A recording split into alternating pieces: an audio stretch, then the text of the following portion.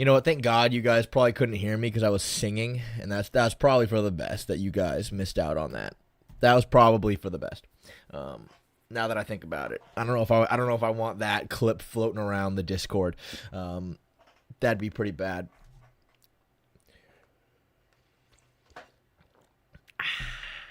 So what's up? What's going on, guys? Happy Easter. Glad to see that you guys, just like myself, have jack shit to do on Easter. Can I sing it again? Listen. If you're good at something, you never do it for free. Get yourself a girlfriend. I'm trying. Dude, I don't get out enough, man. I don't get out enough. Tuxedo Mask. Think of the $2. Your people killed my god. Listen, Tuxedo Mask. If your god was that easily killed, maybe he wasn't that great of a god. Jews on top. Jews on top. How much do I gotta pay for you to sing? Oh.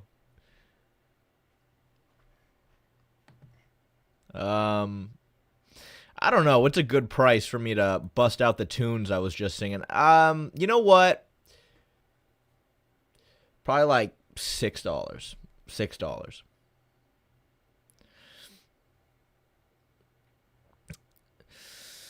Thanks, GNM4. Yeah, I'm working on it, man. You know what? I could. I'm telling you, man, you guys might not believe it, but I do a fair amount of damage when I go out, man. It's just actually going out is the hard part. Like, I'm getting old, man. I'm hitting unk status, bro.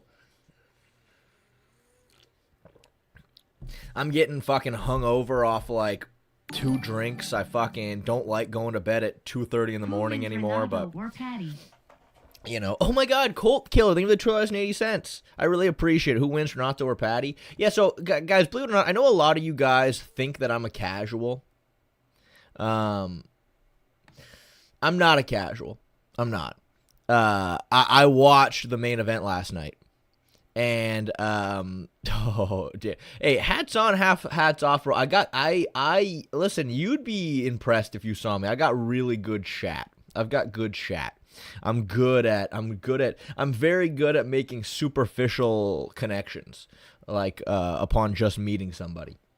You'd be surprised. Like, I'm better than I think you think I am. But with that being said, I did watch the fight last night. Dude, I'll tell you what, I had heard of this Duncan individual prior, but I'd never really watched him fight before. He was awful. He was actually awful. Wait, that's not right. That's not right.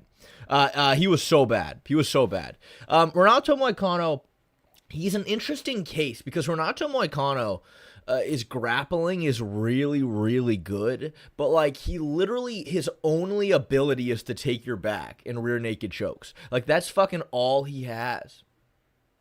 That's all he has.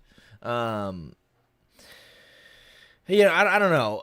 I think that Duncan was just fucking... Here's the thing, Renato Moicano as well, they were both very stationary. Like, I don't think Renato's striking is that bad, but there's so many times where he just keeps his head so straight up into the air as he's throwing. His footwork isn't that great.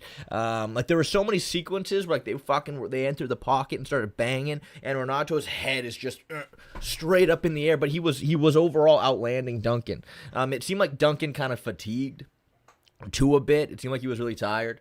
Yeah, Moicano is very good on the back. He's very, very good on the back. But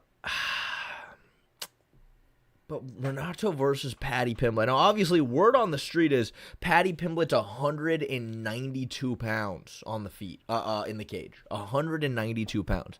I'll be honest, I don't know if I quite believe that. That doesn't sound right to me. That doesn't sound right to me. But Paddy loves his low kicks on the outside with no setup at all. And one thing that Renato was doing last night that I like, he was checking the kicks very, very well. So Yeah, I agree with you guys. I don't believe he's 190. I just don't think that's possible. I mean, look, he's big, but he's not that big. He's not that huge, you know? I don't know, man. I think Paddy probably. I think that's one of the better matchups for Paddy in the towards the top of the division. But I think that's an interesting fight. I don't know. What do you guys think? Could Renato take him down and get to his back? Honestly, probably. I actually bet Renato could get deep in on a body lock and get to his back. I bet he could. I feel like Paddy, again, the problem with Paddy is that because he fights and throws so recklessly, he can end up in really bad positions on the feet, you know? Like, bro, if he fucking whiffs on just a huge shitty right hand, and all of a sudden his shoulder's completely turned away, and then fucking, you know, Moicano gets to the double unders, I bet he can get to his back. I doubt he could finish Paddy from there. I'd be surprised. But I even think that Moicano just has the better fundamentals, to be honest with you.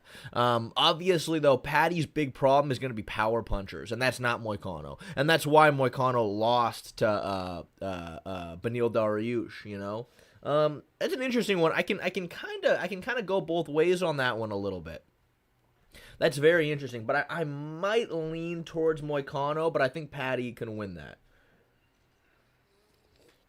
I'll tell you what, though, man. It's not going to help the allegations for Paddy's fucking gifted matchups at that point. Because, listen, I think Renato's not... I don't think Renato's too old, but he's getting up there in age, you know? He's getting up there. Steve. Thank you for the $5, Steve. Shea Pico is like minus 350 against Pitbull. I think Pitbull sleeps him. Please tell me what I'm missing. Listen, Steve... bold of you to ask me a question about two Bellator guys that I don't know that much about. Listen, we watched a couple of Aaron Pico fights last stream. Someone donated for me to watch some of his fights. Pico's actually pretty good. I think Pico's good. I think Pico's got very good hands. Offensively, he's got very good hands. He's got a lot of power. He's a very strong wrestler.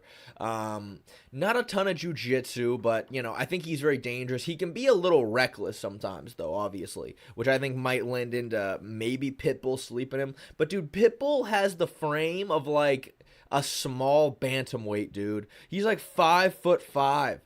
He's, like, dude, he's tiny. He's tiny. Pico is going to size mog him.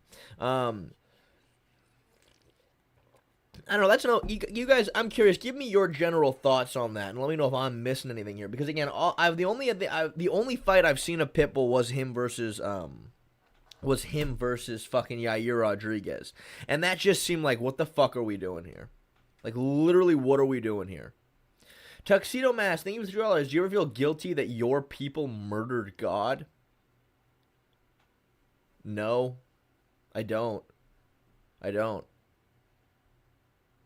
don't, Tuxedo Mask. Frankly, you know, I assume you're talking about Jews and shit. I don't really know the lore you're referring to, though, if you want to fill me in on that, Tuxedo. How does one murder God? That's my question. Pitbull has the frame of a literal... That's what I'm saying. I think that my biggest problem with an Aaron Pico is that, again, he kind of rushes at you a little recklessly. He trusts in his power so much that he's going for the kill. And that's why, obviously, he ran into a spinning elbow from Lerone and whatnot.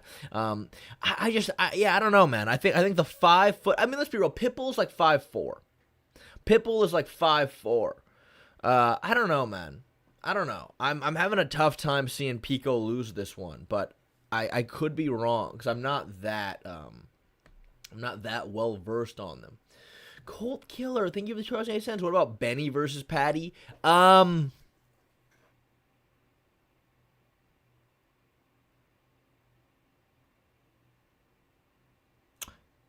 Believe it or not, Benil Dariush or Benoit it's Benil Dariush, I think, right? People call Benil Benny. I think Benil is a tougher fight for Paddy than Renato is a tougher fight for Paddy.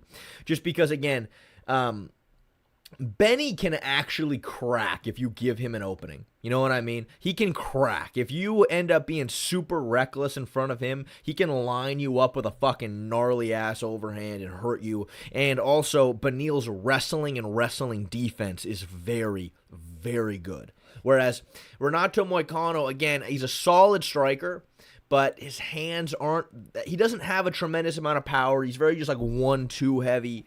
I don't know. What's the difference between them? I guess I think Renato's got like better leg kicks, better distance management. I think he's a little bit better at avoiding big strikes. That's what I'd say about Renato. But Benil's the stronger wrestler. And obviously, I think Benil probably has better jiu-jitsu than Renato. I think Renato's better on the back, because that is really where he specializes in. But Benil has the all-around better jiu-jitsu. And again, right, the one thing about Benil Dariush is his striking defense is fucking dog shit. It's terrible. But Paddy is not going to be the one to take advantage of that. Not with fucking punches like this. You know what I mean? It just ain't going to happen. I think Benil Dariush, again, hey, listen, he's getting old. I don't know. He's getting old. Who knows? But if, you know, based on what I've seen from his last couple of fights, I still think that he's a nightmare matchup for Paddy. Paddy can't take him down. I think Benil, again, the way more dangerous offensive striker. Mike likes film. Thank you for 10 months of being a member, buddy. Thank you. What's up, dude? I've missed you a lot, Mike likes film. I really appreciate you. Yeah, obviously this isn't right. On my computer, it's not updating. But let me check on my phone, because I know for a fact that is where it is updating. Oh, shit. Do we only have 13 minutes? We only have 13 minutes until the announcement. Or I hope you guys saw that and the story didn't end. 13 minutes. So, dude, you know what, man? We might just fucking hunker in. We might just hunker in and wait, I guess. Oh, beautiful bed. Thank you for the 10 HK. Who has better boxing, Iliia or Pico? What do you think? What do you think, beautiful bed? Take a wild guess at who has the better boxing.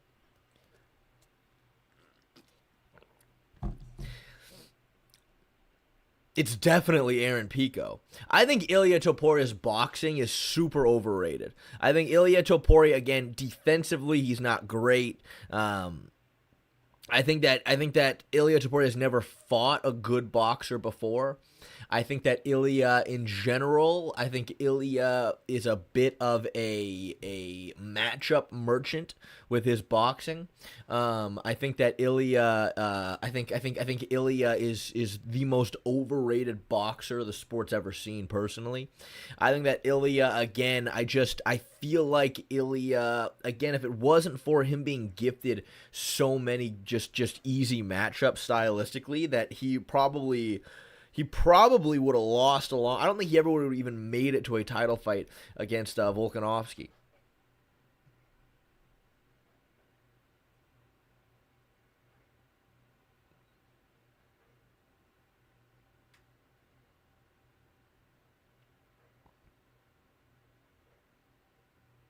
No, Ilia Topuria is a lot better than Aaron Pico. No, I was joking. Ilia Topuria is a much better boxer than Aaron Pico is. Aaron Pico, he has a lot of power, and he trusts in his hands a lot. But Iliia, just the defense, the shoulder rolls, the counters, the accuracy, the combinations, like Ilia is better than him everywhere. Tuxedo Mask, aren't you Italian? Romans crucified Jesus? I don't think I'm Italian at all. That makes sense if that's what you mean. If that's what you mean in terms of killing God. No, I'm not Italian even a little bit. I don't think. I don't think I'm Italian at all. Hold on. Listen, I've done this before on stream. We can check. Let me pull up my DNA test results that we did way back when. Do I have any Italian in me? Maybe. Let me see. DNA, my results.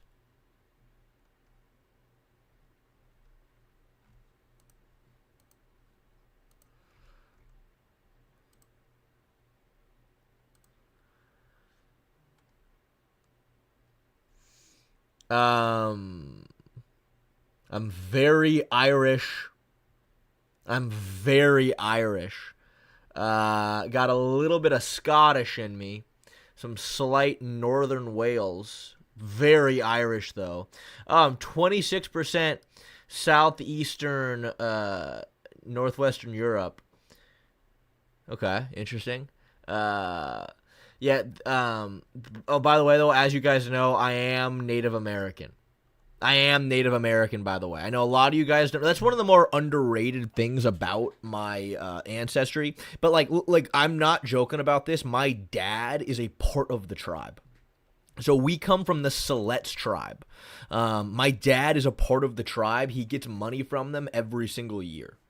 Like because they run, obviously, Native Americans have casinos on their tribal land. So my dad gets money from the tribe every single year. I'm not enough Native American to get the money, though.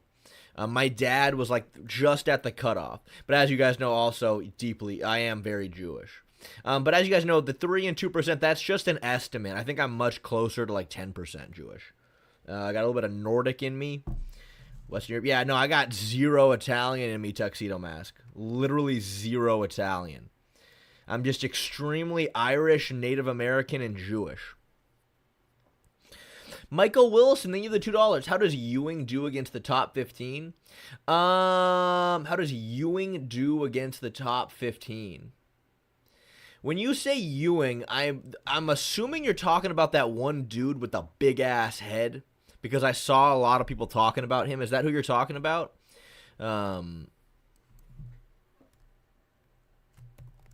Because I mean, obviously, I don't know. I didn't watch him fight, but let me see. I assume that's your. Yeah, this guy, dude. This dude doesn't look fucking real. This is like the funniest looking guy I've ever seen in my life. What the fuck is this, dude? Look at that fucking head he's got. But yeah, he's very good. He's very good. He's very, very good. How does he do against the top 15? Well, he's a bantamweight, right? Yeah. Well, let me answer that question as best as I can. Let's see these fucking rankings. I'm going to go out on a limb and say he loses to Petr Yan and Marab and Umar and Sean O'Malley and Corey Sandhagen and Song Yadong. Does he beat Ayman Zahabi? Maybe. How the fuck is Vinicius Oliveira in the fucking... How is he ranked? Listen, dude, Fareed Basharat, Montel Jackson, Vinicius Oliveira, I can honestly pick him against those guys. But I don't know. It's still a little early. But yeah, he's a fucking trip to look at, isn't he? Colt Killer, thank you for the $7 Canadian dollars. Did you watch any of the fights last night? Ewing put on a boxing clinic. No, obviously I heard about Ewing. I mean, I literally couldn't I couldn't not hear about this Ewing guy. But I didn't watch his fight, but I saw a few highlights. His boxing does look very, very sharp. I'm telling you, man, the UFC, I feel like, is in a bit of a boxing renaissance. And obviously, I made a video about this not that long ago, how boxing has taken over the UFC. That one ended up doing really well. And yeah, I mean, I just think that in general, as you guys saw from my video yesterday that we put out, me and Don Lowe, and obviously the last time we reacted to fights, bro, MMA fighters' boxing mechanics in general are so bad. They're so fucking bad. And obviously, right, defense is much harder when guys have 4-ounce gloves. So to be an extremely dangerous boxer in MMA we're finding is very powerful. It's kind of becoming a bit of a meta shift if we're taking it in like video game terms. Like when you really close the distance with somebody, you are deadly with those 4-ounce gloves if you have really strong boxing fundamentals. And that's, I think, what we're seeing right now. That's what we're seeing right now, man.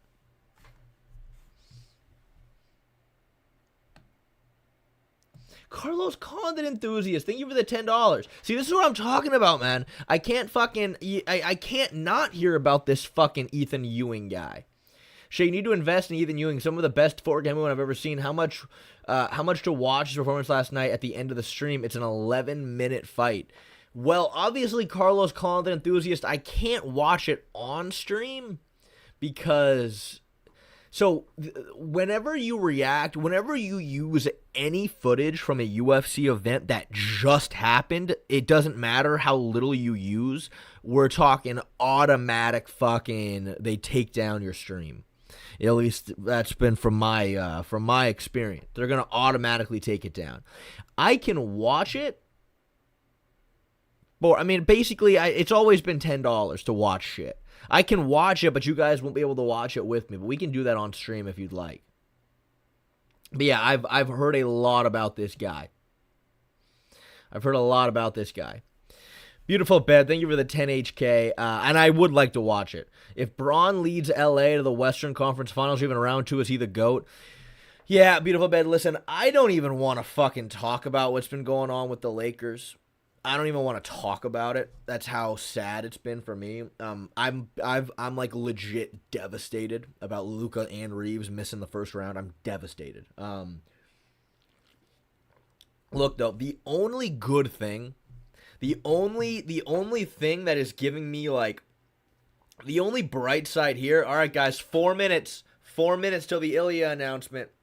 Is that, dude, I didn't realize, I saw a little YouTube short, though, Instagram reel, I meant, talking about it. Let me see. Let me actually, maybe I can pull it up real quick.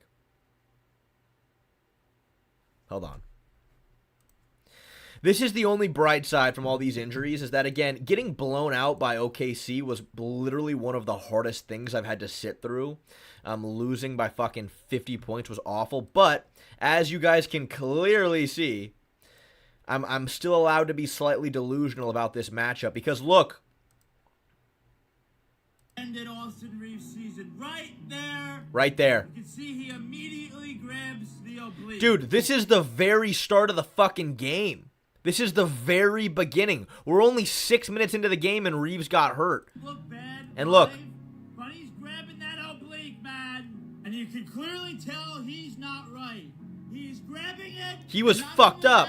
He can't move. He couldn't play any defense. He couldn't move. He couldn't move at all. He was fucked up. And Luka Doncic was getting his hamstring massaged out at halftime, right before he got hurt. So both him and Reeves were hurt really badly at the very, like Reeves at the very start of the game. Luka was feeling it at the start of the game. So, okay.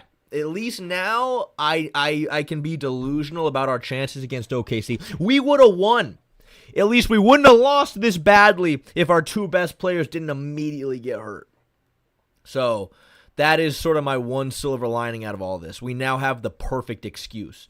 But if, yeah, so LeBron is going to have to turn back the clock and pull out like a 2018-esque performance to get us into the second round. If he pulls that off, listen, I already think that he's the GOAT, dude. I already think that he's the GOAT, personally. I think LeBron's the best player ever. But if he can, at 41 years old, legitimately lead us to winning a first round and getting us into the second round, and then Luka and Austin can come back, yeah, that would be fucking insane. That would be actually insane, dude. I'd love that. Yeah, okay, it was 21-44 first quarter because Reeves got hurt at the very beginning and Luka was hurt the entire time. He was hurt the entire time. All right, guys. All right, here we go. The Ilia Topuria announcement. Let me check. We only have one more minute. I'm guessing it's going to be 1 minute and 20 seconds, team. 1 minute and 20 seconds. 1 minute and 20 seconds. I have a feeling that we're about to get some huge news. I'm guessing that it's either going to be fucking Islam Makhachev fight. Ilia Topuria is going to fucking compete at RAF wrestling, maybe. No, this is going to be nothing. This is going to be fucking nothing. This is probably going to be like something about like his watch brand or something. Oh, see his YouTube channel? Let me see.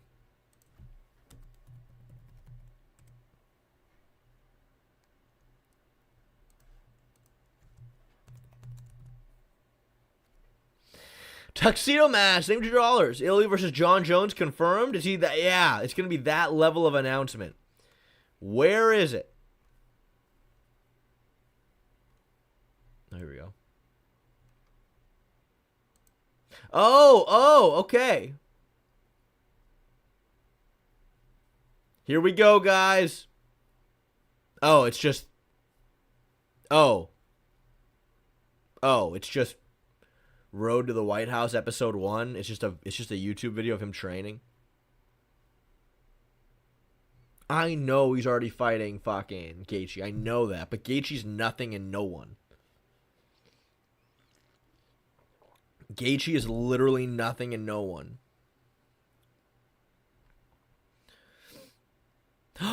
Here we go. Oh, yeah. Honestly, I would have rathered it just be an announcement about his new watch company. Because, like, I'm not actually going to sit there and watch an entire fucking YouTube video. You know what I mean? I'm not going to sit here and actually watch this whole ass thing, you know? Like, I don't need to see Iliia fucking... I don't need to see Iliia fucking hitting the speed bag. You know what I mean? Oh, Donlow's in here. Guys, what did you guys think about the video yesterday? What did you guys think about the video yesterday? It was pretty good, huh? And I love that fucking in the comment section, everybody's like, "Oh, Shay, amazing fucking editing. Amazing editing. Ellie, how did you not see it, dude? I can't believe you, Ellie. How have you not watched it? You're like you're a moderator around here. You don't keep up with the content?" Oh, Carlos, I missed your, let me see. Did I? Where's your dono at? But yeah, everyone in the comment section's like, "Shay, amazing editing. You've improved so much." And I'm like, yeah. Yeah, I sure did. I definitely, I edited that all by myself. Carlos, thank you for the $1. I really appreciate it, man. Thank you, Carlos. I love you, buddy. I love you. I love you, and I appreciate you. I appreciate you making me a Steve Garcia fan. I know you did, Caden Stewart. I made sure I liked that comment. I favorited that comment.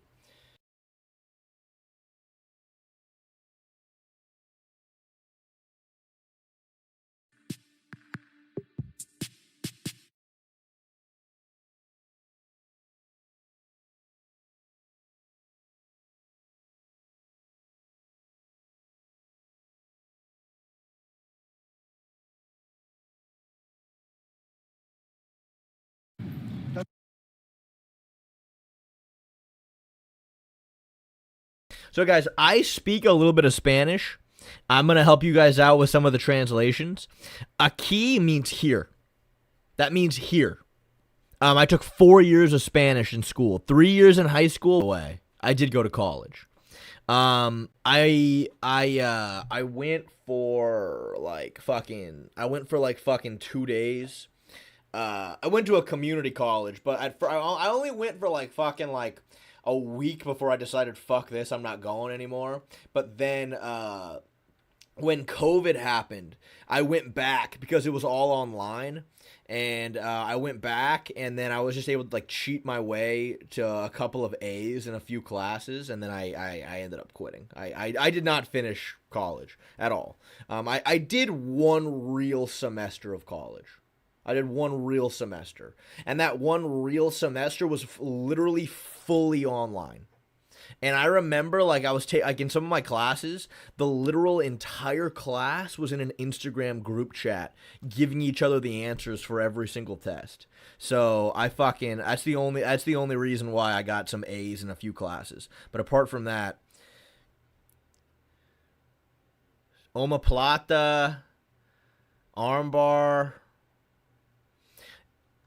You've muted it? No, everybody's muted it.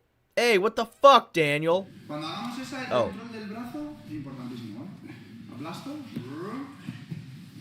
He's splitting the legs, has the underhook here.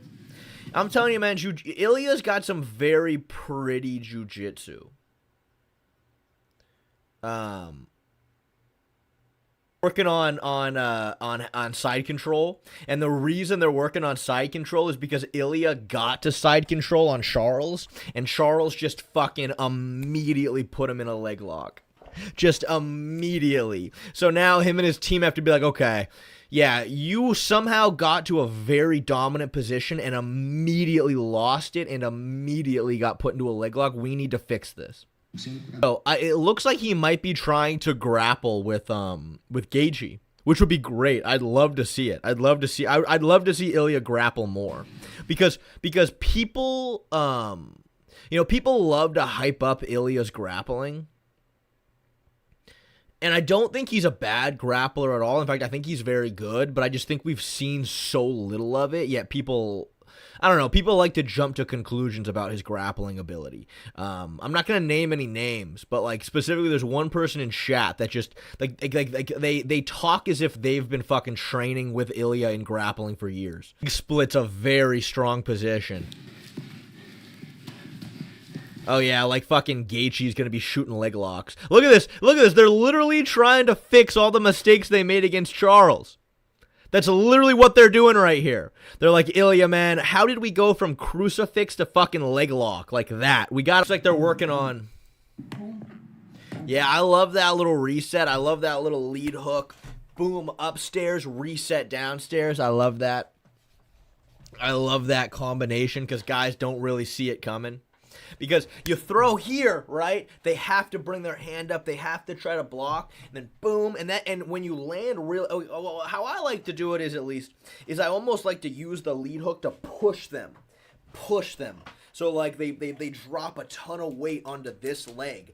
Then they have to put their body weight back this way. And as they're bringing their body weight back over, that's when you're already reset for the body shot. Listen, say what you will, Iliia does have... He looks big, he looks thick, he looks big and he looks thick. Tuxedo Mask, thank you for the $2. His boxing is okay, I guess. Yeah, it's fine. It's fine. Like, it's all right. It's halfway decent. What is wrong with you guys? Are you guys on our team or not? Dude, I can't believe there's fucking 3,000 people watching this, yet you guys are the only ones like fucking spending all my time like watching fucking Khalil Roundtree, Jamal Hill footage of him fighting Yuri, and even Carlos Ulberg. It's so refreshing to watch an uppercut. Look at how tight this fucking uppercut is. Look at how tight that is. Like, I'm so used to seeing this, watching these fucking shitty light heavyweights throw punches. Just so fucking right to the money. So tight. That was it, huh? All right. You know what? It actually wasn't that bad. That was an interesting watch. We got to see Iliia try to fix his top side control game because Charles fucking just destroyed him from that area so badly. So we got to see him work on that. We got to see him work on his guard passing. So that tells me that he might be looking to take Gaethje down and make a statement, which would be great. I mean, dude, imagine Iliia, if he does, like, everyone's expecting a knockout. Imagine Gaethje fucking double legs him and then subs him. That'd be interesting. That would be really, really interesting. So I don't know. That was a good watch. I guess we can get into the tier list now. I'm excited about this one. This should be a good one. Tuxedo Mask, even $2. Why is Iliia so powerful? Like the fuck? He's 5'4".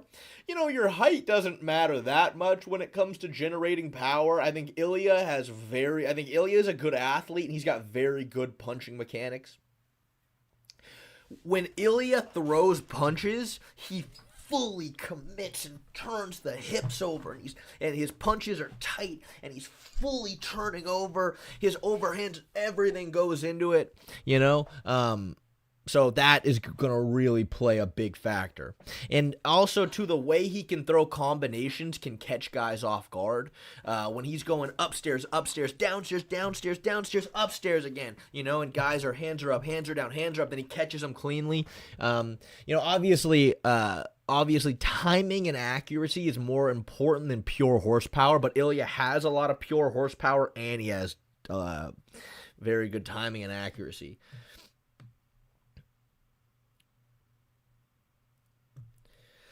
Tyler McGrath for the $5. Thoughts on betting my life savings on a flying knee bar by Justin? The betting line on this is crazy. Where the fuck can you find flying knee bar on a guy? I'm sure that's probably plus 20,000 minimum.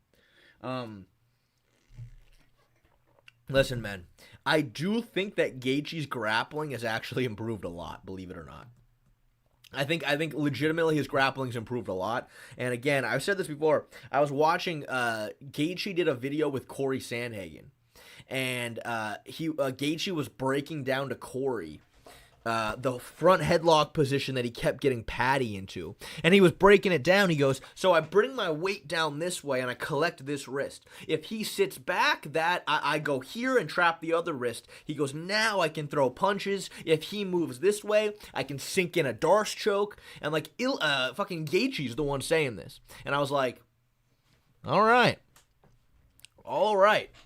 Now, with that being said, flying knee bar, yeah, man, that's pretty. Yeah, I wouldn't. You know what, man? I'm gonna go ahead and say you shouldn't do that. I'm gonna say I do not give you my blessing on that one. Colt, hitting with the $7 Canadian. Can you add Ethyn Ewing? I mean, yeah, I can actually. I guess I can add Ethyn Ewing. Who the fuck is this? God, he's so fucking funny looking. Holy shit. In terms of all of the greatest MMA Shea story arcs, this is going to be a new one. This is going to be a very new one. So I don't know how high it's going to be ranked, but sure. Tuxedo Mask, you think I could take Iliia? I'm 260. Tuxedo Mask, I actually don't doubt that you're 260, but I would bet that you're like 5'4" at 260. So I'm gonna say no. God, you could see how fucking cancer our fucking tier list get by just going through my screenshots. Like, I don't even remember why I have fucking Nice Peter from Epic Rap Battles of History dressed as fucking somebody from the Crusades in here. Why do I have that?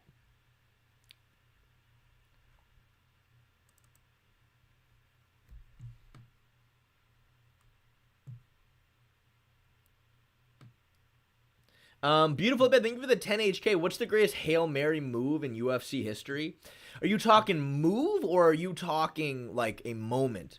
Because I think the greatest Hail Mary we've ever seen.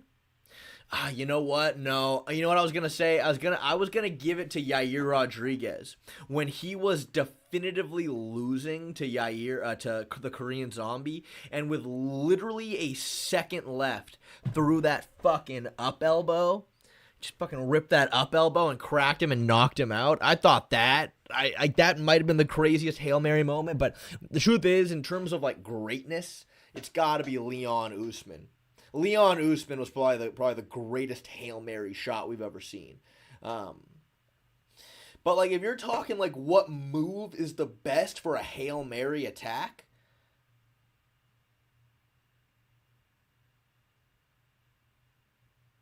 you know what?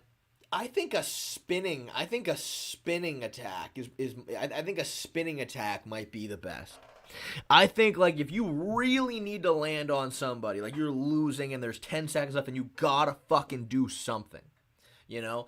I would love, like, a lunging overhand and your opponent thinks, like, he's going for broke here. Like, you know what I mean? Lunging overhand, they get out of the way, and then you fucking, right to a fucking, like, spinning back fist and clip them right on the chin or something. I think something spinning, probably. I like a spinning, like a spinning punch or a spinning elbow, probably the best, because, you know, a spinning kick is going to be hard to set up well unless you're really technical at it.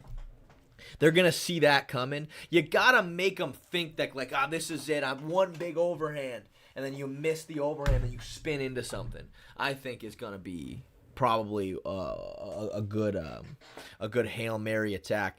But anyway, guys, I've never seen another YouTuber cover this topic, but I kind of realized looking back, I'm like, dude, the MMA Shay story arc, dude, they're so...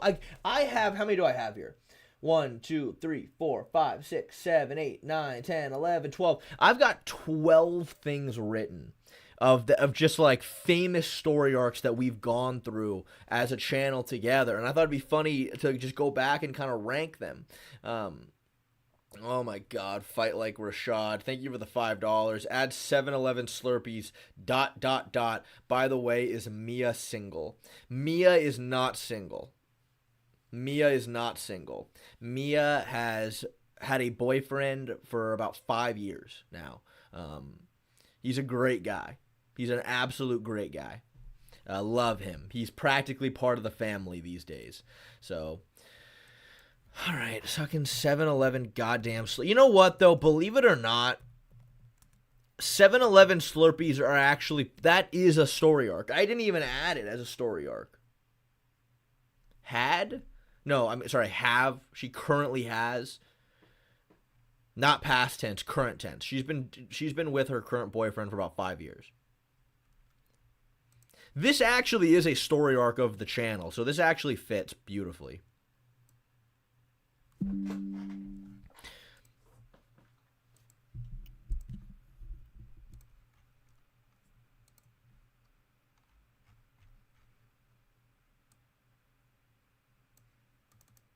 All right, are you guys ready to get started? This should be a fun one.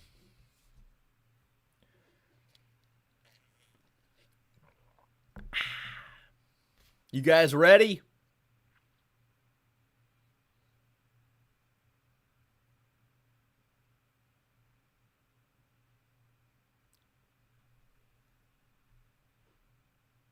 Tuxedo Mask, thank you for the $2. How tall is Mia's boyfriend? Legitimately, he's 6'4". He's about 6'4". He's very tall. Taller than I am. 6'4". All right, let's get started, team. Starting off.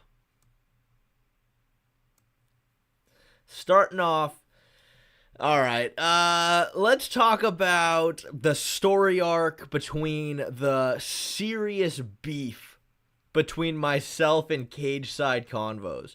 Now, this is going to be interesting to gauge some of your guys' ball knowledge on this one. But, dude, fucking me and Cage Side Convos, dude, I hated him for a long period of time. I wanted him fucking dead for a while. If you guys... So, LEC, man, he doesn't fucking know, dude. You have no ball knowledge. You have absolutely no ball knowledge. Time everything. Where would her man rank on a girthy tier list? He's not that girthy. He's more of a... I would say he's more slender than he is girthy. But like he's not like a stick bug. But I wouldn't say he's girthy. Now let me see. I'll educate some of you guys. Cage.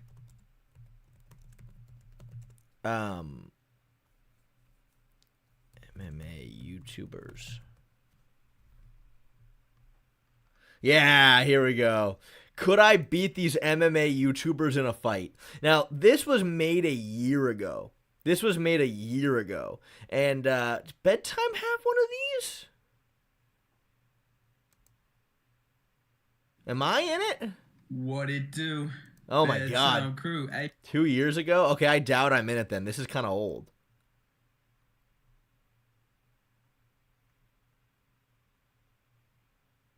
I wasn't even in it. Well, that's too bad. I'd love for him to make a sequel. Oh, I had barely started making videos back then. But okay, fair enough. But anyway, he makes this video. But you guys gotta understand, at the time, I had only ever released one training footage video at all. It was one training footage video.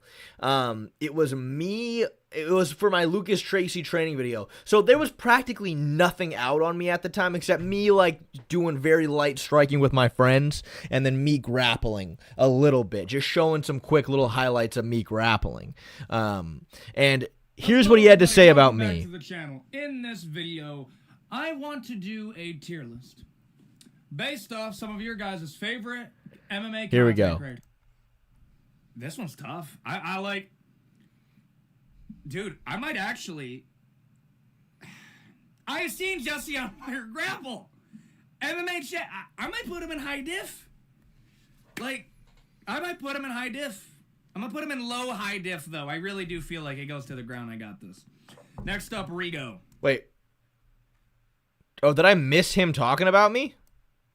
Into a position, and from there being... Okay, here we go. To a Sorry, high-tier I missed it. That 2-1. His grappling, and that's... I think boxing-wise gets how to do that. That's how people get KO'd. He does that pretty well. He has pretty clean leg kicks. That's kind of stuff like that, like the normal basic stuff. Okay, here we go. Stuff, Sorry. Like keep your hands up every time that you're throwing a strike with this hand.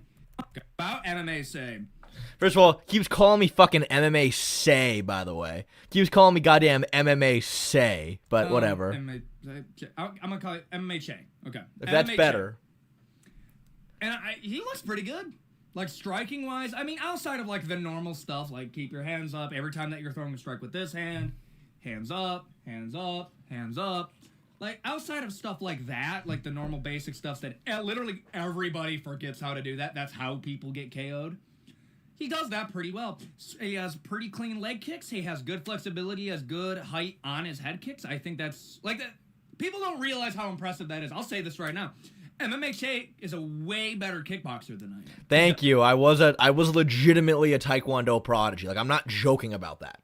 Like, I literally have never... I'm not lying when I say that I come from an extensive fucking Taekwondo background. I can kick very well. Just is. I think he's a better kickboxer. I think boxing-wise, if we're going straight there, I think that's a much closer matchup. Listen. It's not... But, again, the only thing you've seen of me at this time was me kind of lightly not trying to hurt my friends who have never really done any training before. So, you know what I mean? But whatever. But even then, I mean, like, if you have kicks, you can keep this at distance. Like, I'm going to rule a point for MMA Che here. A point to MMA Che, and then we'll do a point for boxing. So right now we're 2-1. Okay. His grappling's not bad. Like, I'll be real. MMA Che is definitely a mid going into a high-tier blue belt. Oh, fuck you. Fuck you, cage side. My prediction.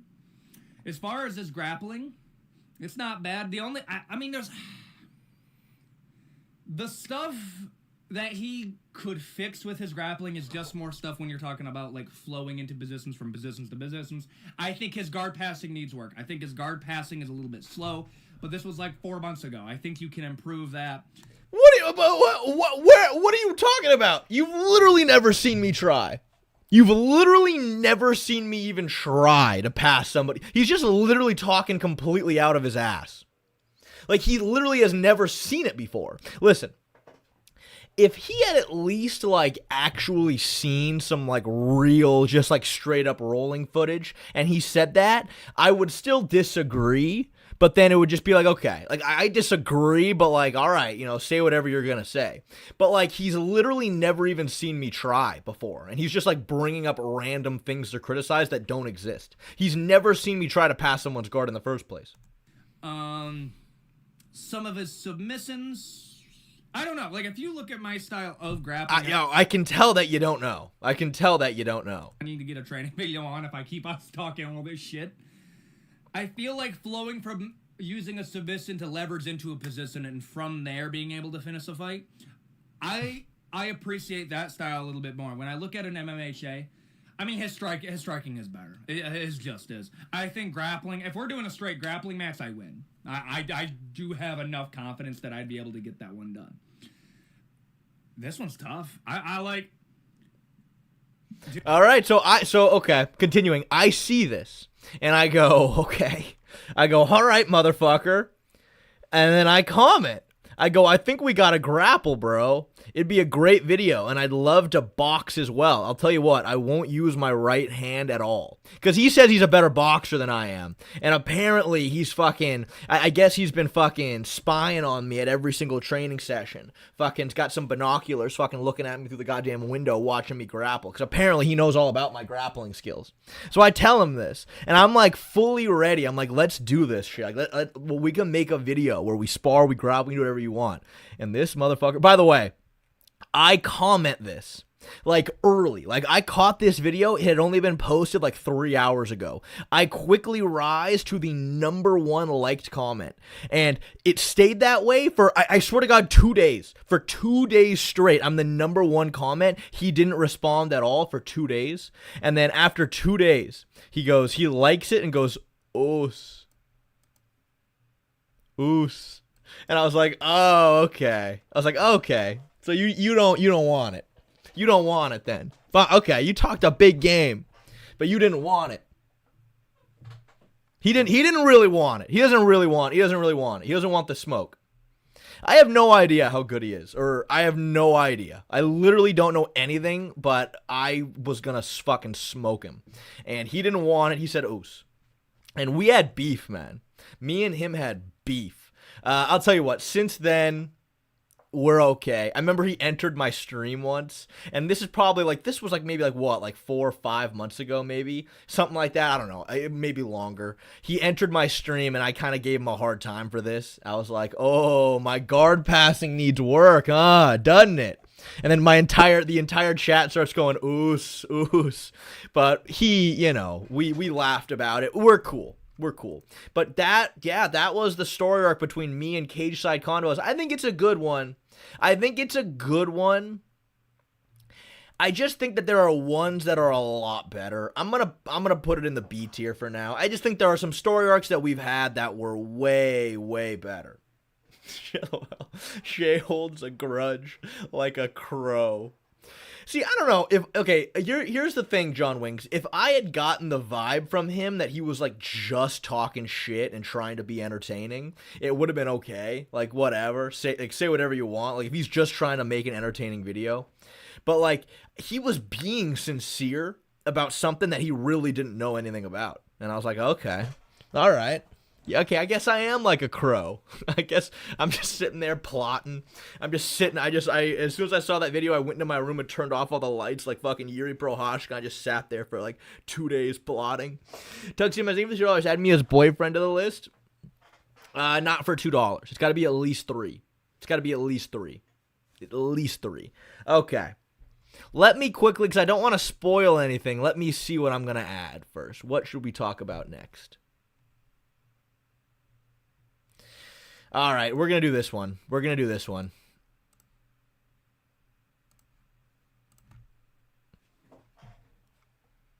Elder abuse. Yeah, fucking. This is one that's a little unfortunate in my mind. This is one that's a wee bit unfortunate for me. But we had a bit of an elder abuse scandal on this channel. Now listen. Now this one's gonna take some serious ball knowledge. This was a long time ago, man. This was a long time ago. You guys remember what happened? This was awful. This was terrible. I hated this. I was so pissed off about this. I was ready to go to war over this. Basically, as you guys know, my grandmother lives with me, and she requires a caregiver. So we got her a caregiver, and I remember on this lady's first day, this lady was a fucking maniac. This lady was literally like insane. She just randomly out of nowhere opens my door. And so, God, what was this about? Okay, it was about, and at the time, me and my girlfriend were living together. And, me and my girlfriend would always make dinner kind of later in the evening, and my grandma would always be asleep. But our fucking refrigerator, by the way, is just filled with food, like microwavable stuff, like that my grandma always takes. And this lady didn't understand the situation at all, like had no fucking idea. But she just fucking opens she opens my door while I'm live streaming and just goes, I need 2 minutes of your time. You need to stop making dinner late because your grandma can't have it. And if I find out that like she's not being fed, like I'm gonna report you for elderly abuse. She straight up tells me that while I've got like 350 people in the chat. My entire stream's like, whoa, what the fuck, whoa. I was livid. I was the next day I fucking yelled at this lady. Man, I sure just fucking fired her right off the bat, but that lady, she fucking, I'll tell you what, she was tiptoeing around the house after that. She was tiptoeing around this house after that. I fucking screamed at her for that. I was like, did you even, do you know what the fuck I was doing in there? You know how I pay for this goddamn house that you're in right now? It was doing what I was doing right there. You're trying to like ruin my career off some bullshit. I'm like, did you even open the refrigerator to look? And she goes, no. I go, okay, come here. And I open the fridge. I'm like, look at this. I'm just pulling out all this food. I'm like, look at all of this. It was bad. It was bad. I pointed down. Yeah, I pointed down. It was bad. I fucking screamed at this lady, and she was very careful around the house after that. But yeah, I unfortunately had this title of fucking. Yeah, let's just say chat would not let me forget this one for a long, long time. Listen, in hindsight, it's very funny, but when this happened, oh my God, I was ready to fucking burn the goddamn house down. I'm gonna say C tier, just cause it's funny looking back, but man, that was awful. That was terrible. And to this day, Aaron T. and fucking Jim Miller will still make jokes sometimes about my grandma being locked in my basement. Dude, I literally couldn't even tell you when that was. I couldn't have even told you where that is, but it's an old one. It's a really, really old one. Colt Killer, thank you for the $7 Canadian. Can you add Magomed versus Alex Saga? Oh, okay, that's a good one. Yeah, we can do that.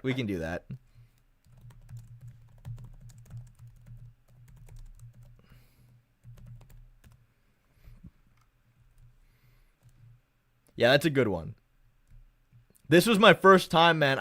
Oh, no, this was after Ilia Topuria. Never mind. This was after Ilia Topuria. Oh, maybe Ilia Topuria Charles should be another one that's, well, I don't know. We'll see. Because I do already have something similar. Tuxium, I think you guys add me as boyfriend to the list. Okay, that doesn't really make any sense for the tier list we're doing, but I'll tell you what, I have a good compromise.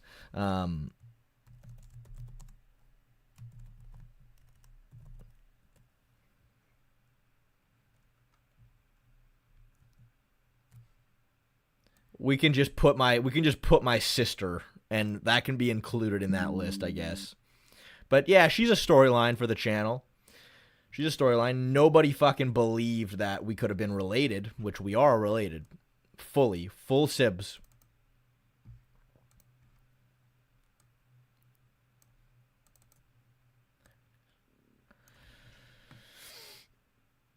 Oh, 9-bit 927, thank you for the $5, buddy. I really appreciate it. Happy Easter, Shay. Jesus loves you very, very much. Yeah, I love Jesus too, man. I love Jesus too. You know why I love Jesus, 9-bit 927? Because I went on Kalshi the other day, and I literally put $1,000 on Jesus is not coming back to life this year.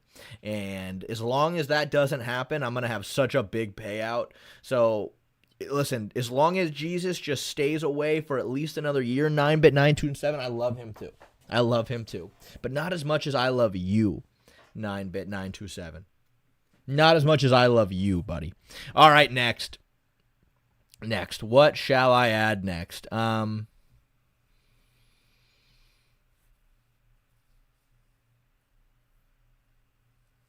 All right, let's do this one, because this one also is going to take some serious ball knowledge, and this one's a slightly new, but it's old, yet it's new. It's old, but it's new. Some of you guys might be like, what the fuck is this? I looked up Russian gulag, and I screenshotted what a Russian gulag was. And I'm sure by me just saying that, a lot of you guys are starting to figure out what we're talking about right here. There was a man who was a legend, like a legit legend. He was a fucking legend. He was a moderator around here. His name was John Pole. And John Paul started off as like the most argumentative, like, dude, like John Paul, like if I fucking said in chat that fucking the sky was blue, John Paul would he'd fucking type me like a 3-page fucking paragraph in chat telling me why I was wrong. You couldn't get anything around John Paul. He wanted to argue everything. But one day he disappeared and we didn't know what happened to him. And for the longest time he was gone. Speaking of, this actually, I didn't even add this to the tier list, but this could be on the tier list. I find out, I go into my YouTube studio settings and I notice hundreds of people were banned from chat. Hundreds of people. I'm looking through, fucking members of the channel were banned. Aaron T was banned. And John Paul was banned. I was like, what the fuck? And then we found out that we had a rogue moderator. Because back then, man, I was giving away moderator status a little willy-nilly. But we found out that we had a rogue moderator. And so I unbanned everybody. Then John Paul returned. And then John Paul was like, dude, I thought you banned me because we argued so much. And then I was like, no, I didn't. Like, it was a rogue moderator, da-da. And then people in chat were like, give John Paul moderator status so that he can so we know if it's him in the future. Because we had a lot of fake John Pauls prior. So I made him moderator and everything was great. He came back. He was there for a long time. And I swear to God, I'm not joking. One day, it was like towards the end of stream. We were just shooting the shit. And I asked John Paul, where are you from? He goes, Russia. I go, oh, you live like in Russia? He goes, yeah. I go, I'm curious about Russia. Like I hear it's kind of a dictatorship in Russia. Like, how does it work? Like, are there elections? Like, do you actually know the people running against fucking Vladimir Putin? And then John Paul was like, he's like, well, he goes, no, we don't really know the people who are running. There are elections, but he was like real hesitant. He's like, I don't think that anybody else could be elected. I don't know. And I was just asking him all about this stuff, about Russian stuff. And he kind of eventually ended up being like, yeah, it is. I think it is sort of like, it is sort of a dictatorship. I swear to God, he disappeared right after that stream. He was there every single stream for probably over a year at that point. He disappeared after that stream. He was gone. I think they got him. I really think they got him. And that's so sad. I'm afraid. I hope not. But listen, this one's going underneath elder abuse because it's just so sad. I really hope that we didn't get him in any trouble. Because, dude, like, I remember there was a time back when, like, I remember all my live streams were just like, I always make sure we do something on my live stream, always. But there was a time where I just, like, had the camera on me and I was just, like, talking and shit. And I remember John Paul after a while was like, dude, this is getting boring. Like, you need to do, like, he was telling me that for months. Like, this is getting boring. Like, we need to do something on stream. He still stayed. He never left. He still stayed. Yet, so that just makes me think that he wouldn't just leave randomly. Yeah, I think they fucking got him. I think that they were I think, in Russia, they monitor everything there. I mean, remember the fucking Patriot Act in America that Edward Snowden released? About how the NSA was spying on every single American illegally? That's America. Imagine what it's like in Russia.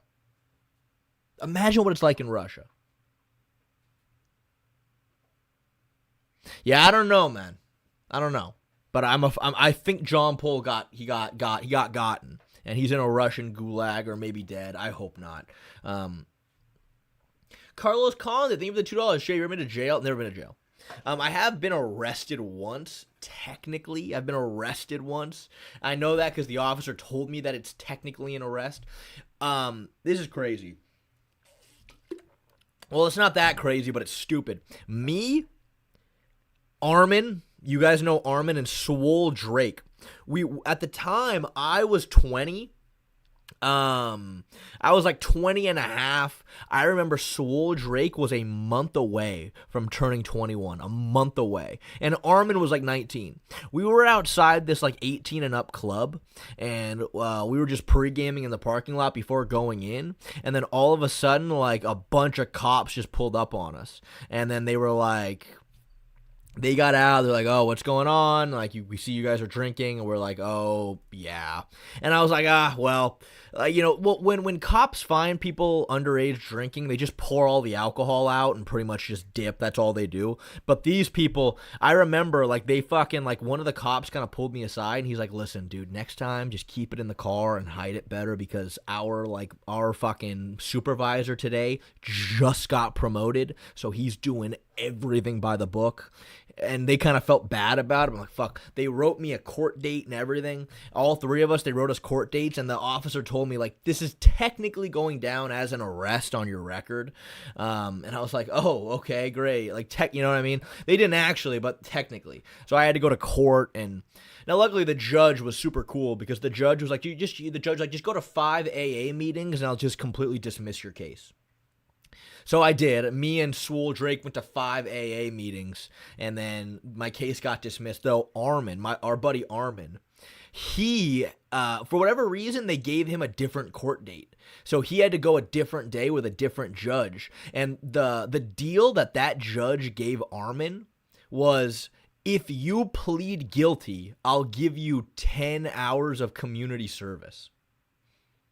So it's not even on my record. It's expunged. It's like not even on my record. But me and Swole Drake, it's not on our record because we just had to go to 5 AA meetings. But Armin, again, it's not a big deal. But if you look at Armin's fucking criminal history, it says, minor in possession of alcohol, and he had to do 10 hours of community service. I was like, oh, dude, that's awful. But it's just such bullshit, bro, because I'm 20 years old. I'm 20 years old, and I'm a minor. You know what I mean? I don't even know why I brought this up. Why did oh, yeah, someone asked me if I had been arrested. Yeah, that was awful. But, it could have been worse, I guess. It could have been worse. All right, next.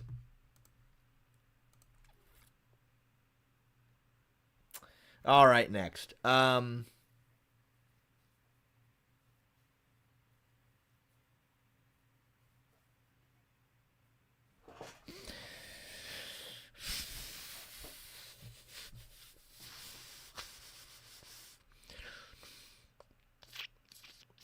All right, let's just get to some of the bigger ones. All right, Bigfoot.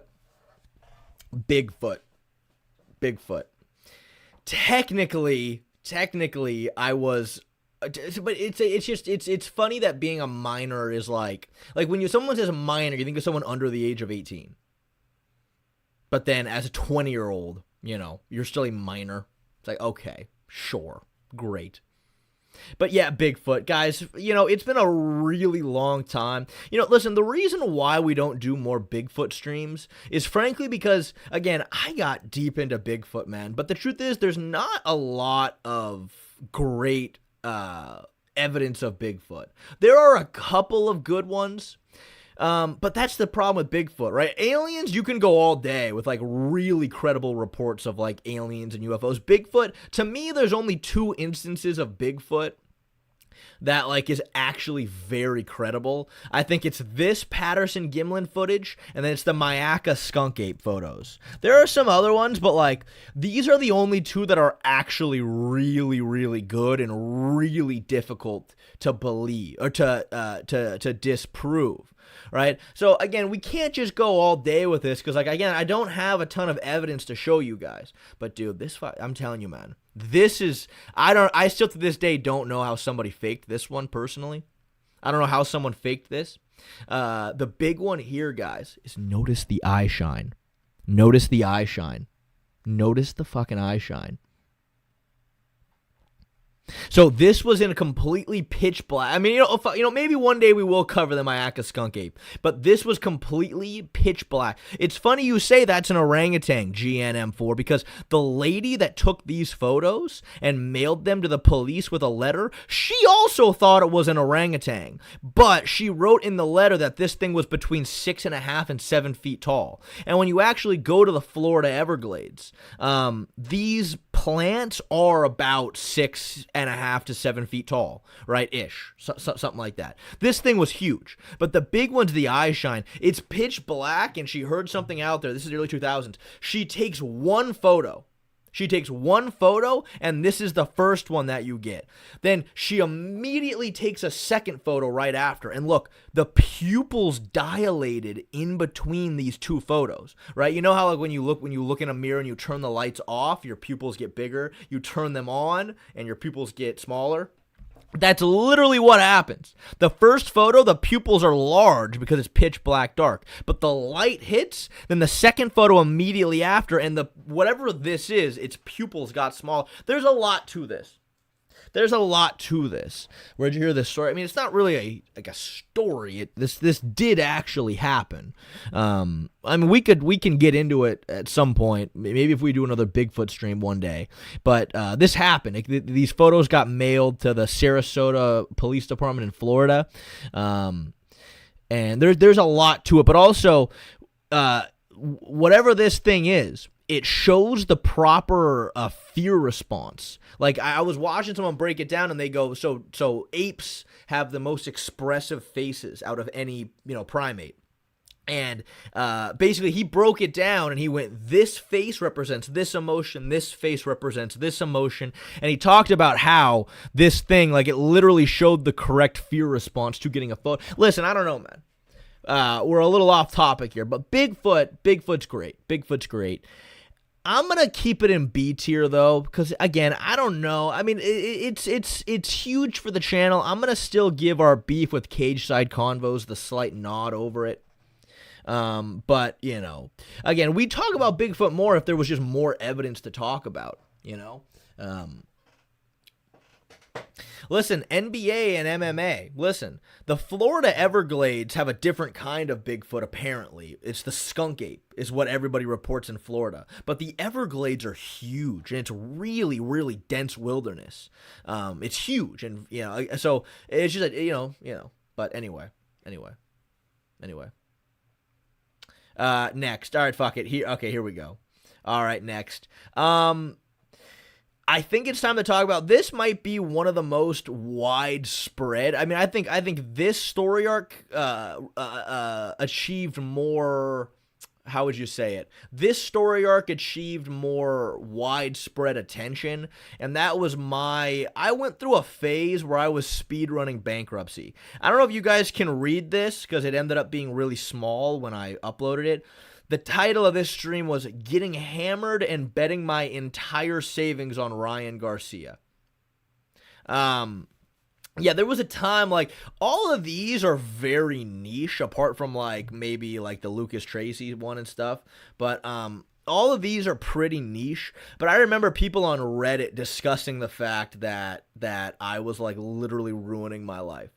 Like, there are clips of people, like, donating to MMA Guru being like, dude, what is Shay doing, man? What is Shay doing? Yeah, I spent a lot. Like, dude, I remember. It's still so sad though, because I remember. I bet like $4,500 on RoboCop TKOing.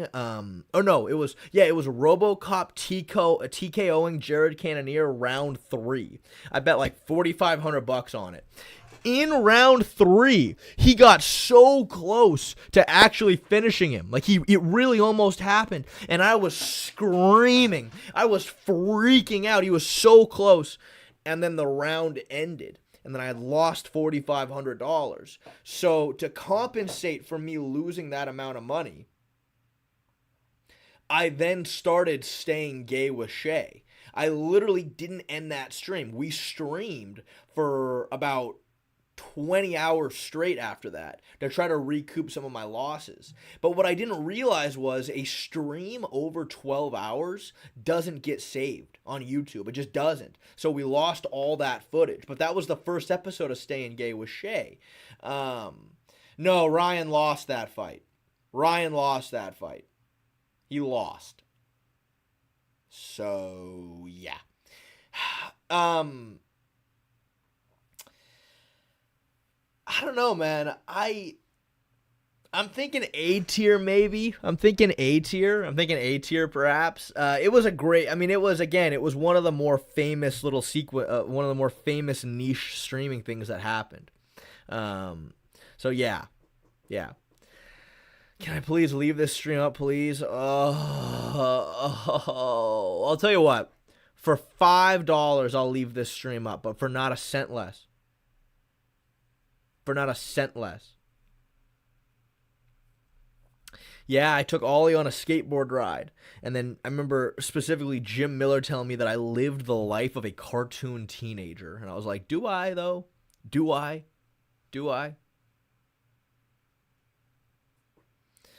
Tuxedo Mask, have you ever been punked? Have I ever been punked? Like, you're talking about the TV show, Punked. That was, like, on in the early 2000s. Is that what you're talking about? No, I have not ever been punked. Thank you, Tuxedo Mask. I'm going to say A tier. It was a legendary one. No, like a prison punk? I don't know what that even... I also don't know what that means, Tuxedo Mask. All right, next. I guess let's just get right into it. Staying Gay with Shay, because it like they kind of bleed in with each other. Yeah, I live streamed for 50 hours straight. I did not stop live streaming. I remember I had my phone with me. I was fucking walking around. I took it to training. I took it to get a haircut. I remember vividly, I was just like in an MMA locker room. It was the day I had just gotten done sparring on stream. I had just gotten done sparring. I was in the locker room and I was just like talking to a bunch of guys in there, just like shooting the shit. I didn't realize that Guru joined the stream the whole time. So I'm just sitting there talking, you know what I mean? And then I find out he was in the stream the whole goddamn time. And then I was like, yeah, Family Guy killed it. Yeah. And then I see Guru. I'm like, oh, what's up, dude? Good to see you, man. How are you? I'm like, hey, guys, I'm just going to hop in the shower real quick. And I literally bring the phone into the shower with me. And then Guru's like, all right, I got to get the fuck out of here. I don't know, dude. I think that's got to be S tier, man. I remember about 20, I would say after like 20-ish so hours of straight streaming, I wanted to kill myself. Like, I literally wanted to kill myself. I was miserable. I wanted to die because it was awful. I hated it. I hated the streaming that long. It took like a legit mental toll on me. Yeah, I mean, I don't know what Guru was thinking. The stream is titled "Staying Gay with Shay." What'd you think it was gonna be? No, Aaron, thank you for the $2. Icy Hot is S tier. You know what? Yeah, let's get to it. Icy Hot probably is S tier because again, Icy Hot just has such an you know why Icy Hot is S tier? Because Icy Hot legitimately like shows the progression of my career on YouTube. Like it seriously did. Like, again, there was a time in my life on stream where I would rub Icy Hot all over my genitals for $2. I did that for $2. You know what I mean? That's how down bad I was. But then over time, like, you see the progression of just, my success on the platform.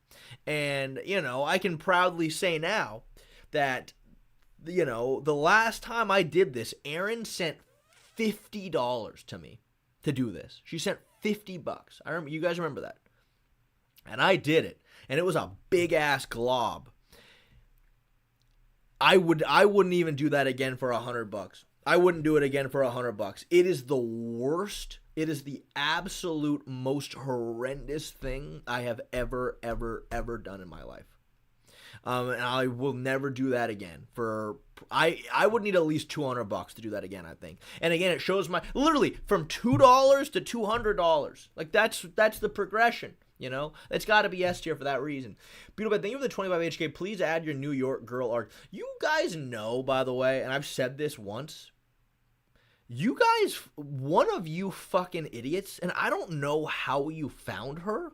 You guys DM'd her and told her, like, oh my God, fucking, what was it? Fucking, let me see. Because she DM'd me about that, and I hadn't spoken to her in a long time.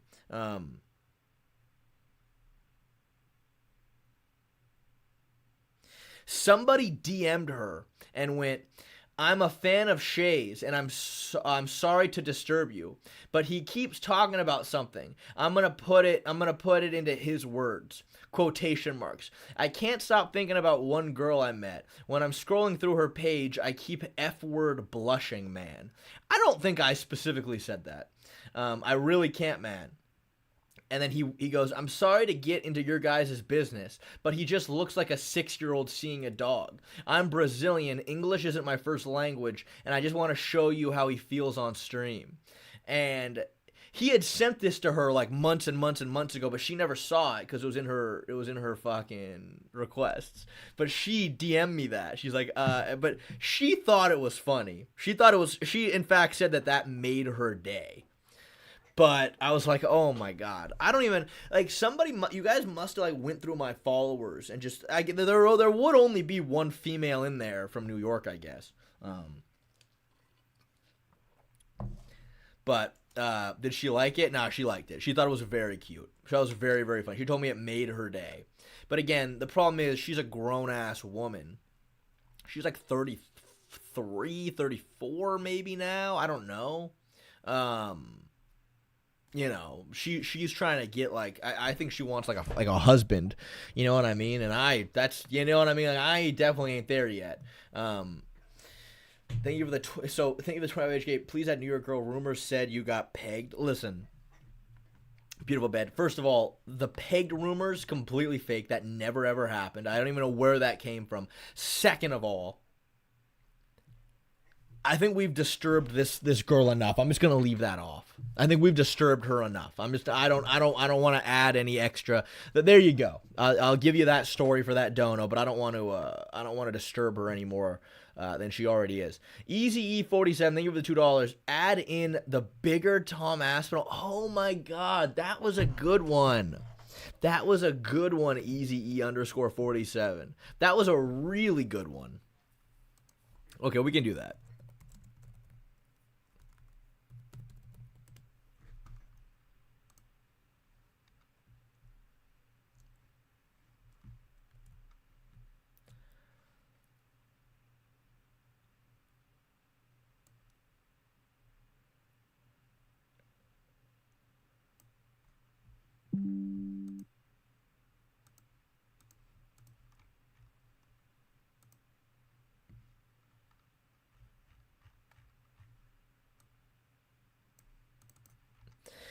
All right, let's see. Next. Aliens. Yeah, aliens are A tier for sure. I'm going to put aliens over Bigfoot. Aliens, like, guys, I hope you guys understand, though, like, to me, I've been really nuts deep into all of this alien stuff ever since, I think the New Jersey drone incident was when I really got into it. But, you know, like, even before that, like, I was there when that first congressional hearing happened back in 2017 when David Grush, who was, like, the first, like, legit credible government insider who came to Congress and said that, yes, aliens are here. We have crash retrieval programs. We're currently working on trying to reverse engineer their technology. I've been into this stuff. To me, I honestly can say wholeheartedly that to me there's just no question that aliens are absolutely here. There's just been too much. There's just been too much to it. They're here. And it's a very interesting topic. Fits into the same category as Bigfoot does. So, you know, yeah, I think the aliens, I think that's A tier for sure. I think that's absolutely A tier. Listen, Miller Jimeth, I did not hype you guys up. I was also hyped up. I was also hyped up. And the truth is, I don't think that was an AI video. I don't think that's what it was. I don't think it was an AI video. But I do agree that that video was way overhyped. That video was way overhyped for what it ended up being. What all those people should have said was that, look, we have a video of a crash, or we have an alleged video of a crash retrieval program that we got anonymously from like legit government sources, because they said it came from legit government sources. But they were literally saying that this video was going to change the world. And I'm like, it fucking didn't do that at all. Isaac, thank you for 7 months. You remember, have you got MMA Shay going hard on the Weasel, then regretting it since they are? I don't. Do you want me to add that? We can add that. Beautiful. I think you're entertained. You can understand. But how about you and Kane's debate? Okay, that we can add. That we can add. That we can add. Yeah. Though that was a great little arc that we had. 19,000 views is crazy.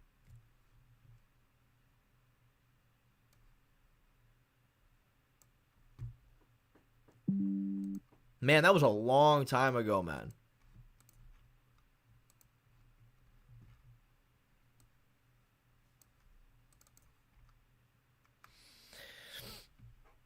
Oh yeah. Okay. Then let me see. I gotta find that though in my because I made it members only. This right here was some of Donlo's best work, I think.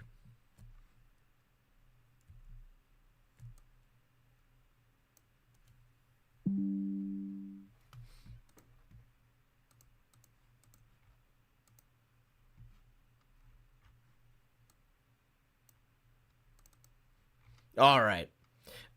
Next, let's do let's get Ethyn Ewing out of the way here. Yeah, he's brand new. He's at the very bottom of the list. Like, yeah, he's an interesting case, but in terms of our story arcs, very low. Like, literally his story arc starts today with everybody asking me about him. He's pretty low. He's going to be very low on this list. But 7-Eleven Slurpees, that's, I think, going to go probably right underneath Bigfoot. You know what? That's going to go top of C, I think. 7-Eleven Slurpees, that was definitely, like, there's been very few times that I've been broken on stream before, and this was one of those times. I just remember, like, I was trying to do, like, a legitimate, serious tier list, and it just went so off the rails with donations that, like, I just remember seeing it. I remember seeing $2 add 7-Eleven Slurpees, and I broke. I fucking broke. Like part of my psyche shattered. I was like, no. I remember I started screaming. I was like, no. So, you know, it definitely is a step out of everything below it, but, you know, it's not going to be too high. I agree. I think Bigfoot clears the 7-Eleven Slurpees for sure. There's going to be a Star Fox game coming out this summer. Maybe that's why they put him in the new movie then. That would make a lot of sense. It's about time they've announced a new game for the Switch. All right, next. Let's talk about my story arc with my sister. My story arc with my sister. I think obviously, you know, this singular stream I did with Mia, that really did, like, that started a lot, man. That started a lot. She ended up making her own channel off of that. Her channel has been very successful. Since then, she's been on multiple live streams. You guys rated her Instagram and would constantly, on every single photo she posted, upload, like, UFC GIFs. Like, specifically, Drickus Duplessis running in a Speedo is the one that I remember over and over and over again. And it was great. Streaming with her was great. Obviously, nobody believed that we were related at all. Just people could not believe it. Like, you go to the comments of this video and it's just so many people are like, yeah, they are not related. Shay definitely just hired a random model to be in his video, which I agree. We don't look that much alike. But I feel like if you guys had seen both of our parents, I think you'd understand. My dad has brown hair and brown eyes. My mom has blonde hair and blue eyes. I feel like I look like my dad with my mom's coloring, and she looks like my mom with my dad's coloring. It was almost like me and her inherited the inverted genetics from each other. But we very much are related. I'm going to say she clears Bigfoot. I'm going to say I think she goes all the way to A tier. I think she goes all the way to A tier. You don't even look the same race. What race do either of us look like? Cap. I can prove it too. I actually have undeniable proof.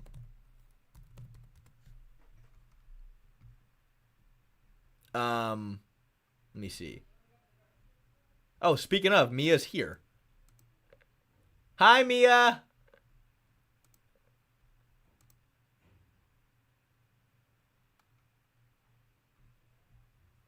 Here we go. I have undeniable proof right here. On my Ancestry.com DNA test. Mia.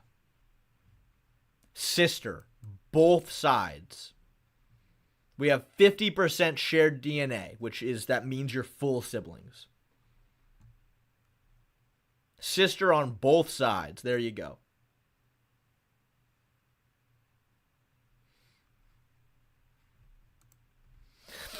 Anyway.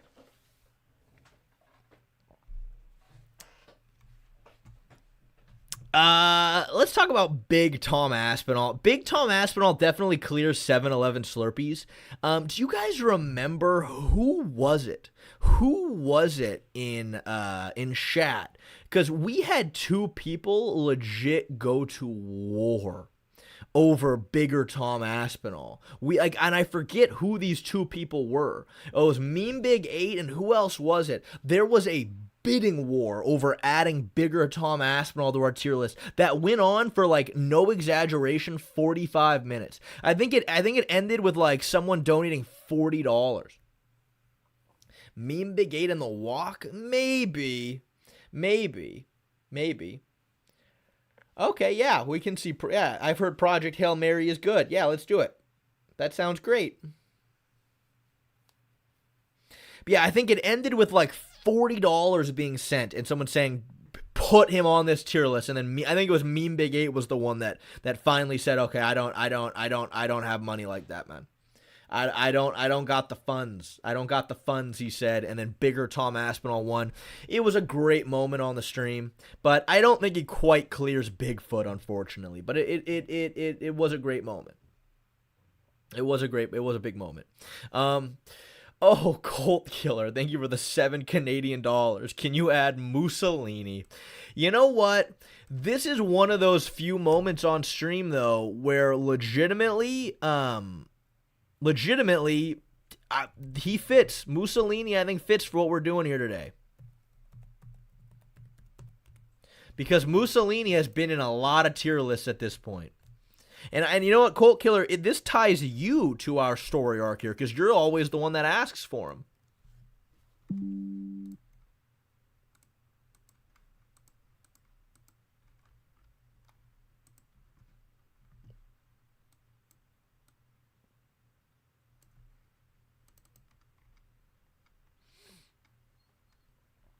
All right, let's see. Yeah, I think our beef with the Weasel absolutely clears the Cage Side Convos beef.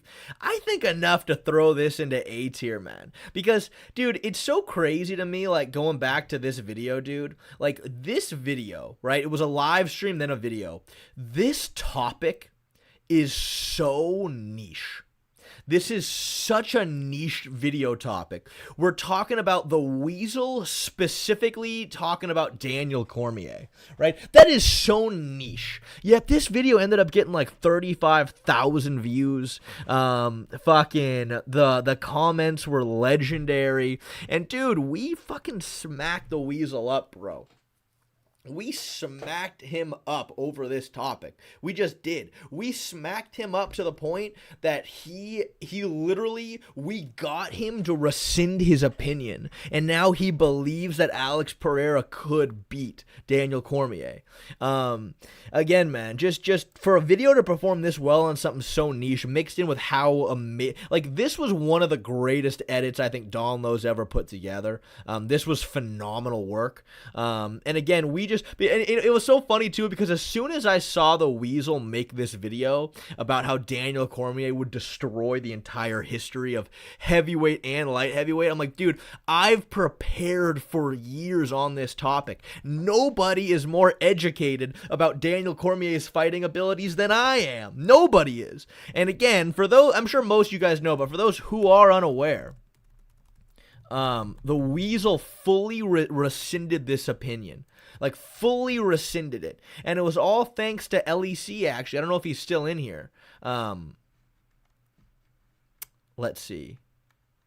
So this was the one that he fully rescinded his opinion. But initially it came from this video, I think.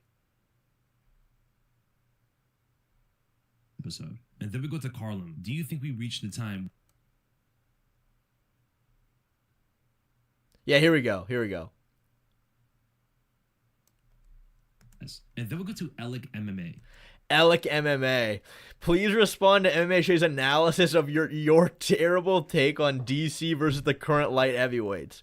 And this was also big because this is when we found out that because of this, I now exist in the Weasel cinematic universe.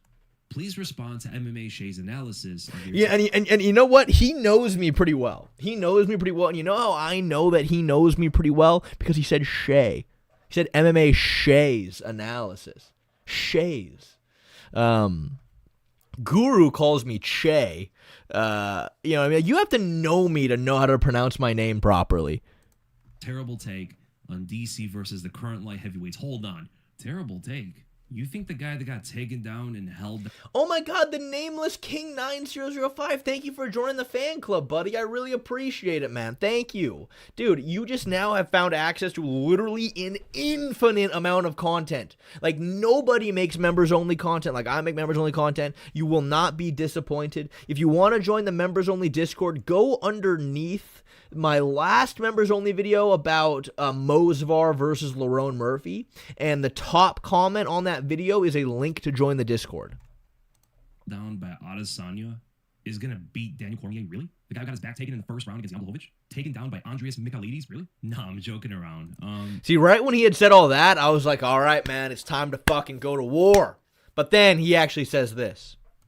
I think he made some good points. You know, I give credit where it's due. You know, he's done like another breakdown on this before, like a year ago, right? I think I've seen that too. Yeah, so he's been watching me. Pretty much his point was that DC doesn't have the cardio to wrestle strongly throughout 5 rounds. His submission ability is overrated. So when Alex survives early in the fight, DC's going to be too tired. So he basically just goes on to say, like, he goes, okay, I will go back and I will watch some Daniel Cormier fights again, and I will see if I really am wrong about this. And, dude, I was like, man, we went hard on him, dude. We fucking went hard on him. I called him some racial slurs. Literally, there was not a single comment on that video that was in disagreement with me. They were all just shitting on the Weasel. And for the Weasel to take all of that and not respond defensively, I gained so much respect from him, man. I gained so much respect. I'm man enough to admit that if somebody did to me what I did to the Weasel, I don't think I would take it that well. I don't think I would take it that well, man. I think I'd be pretty butthurt over that. I would not be all fine with it. But that's a lot of maturity. So then basically the story arc ends right here.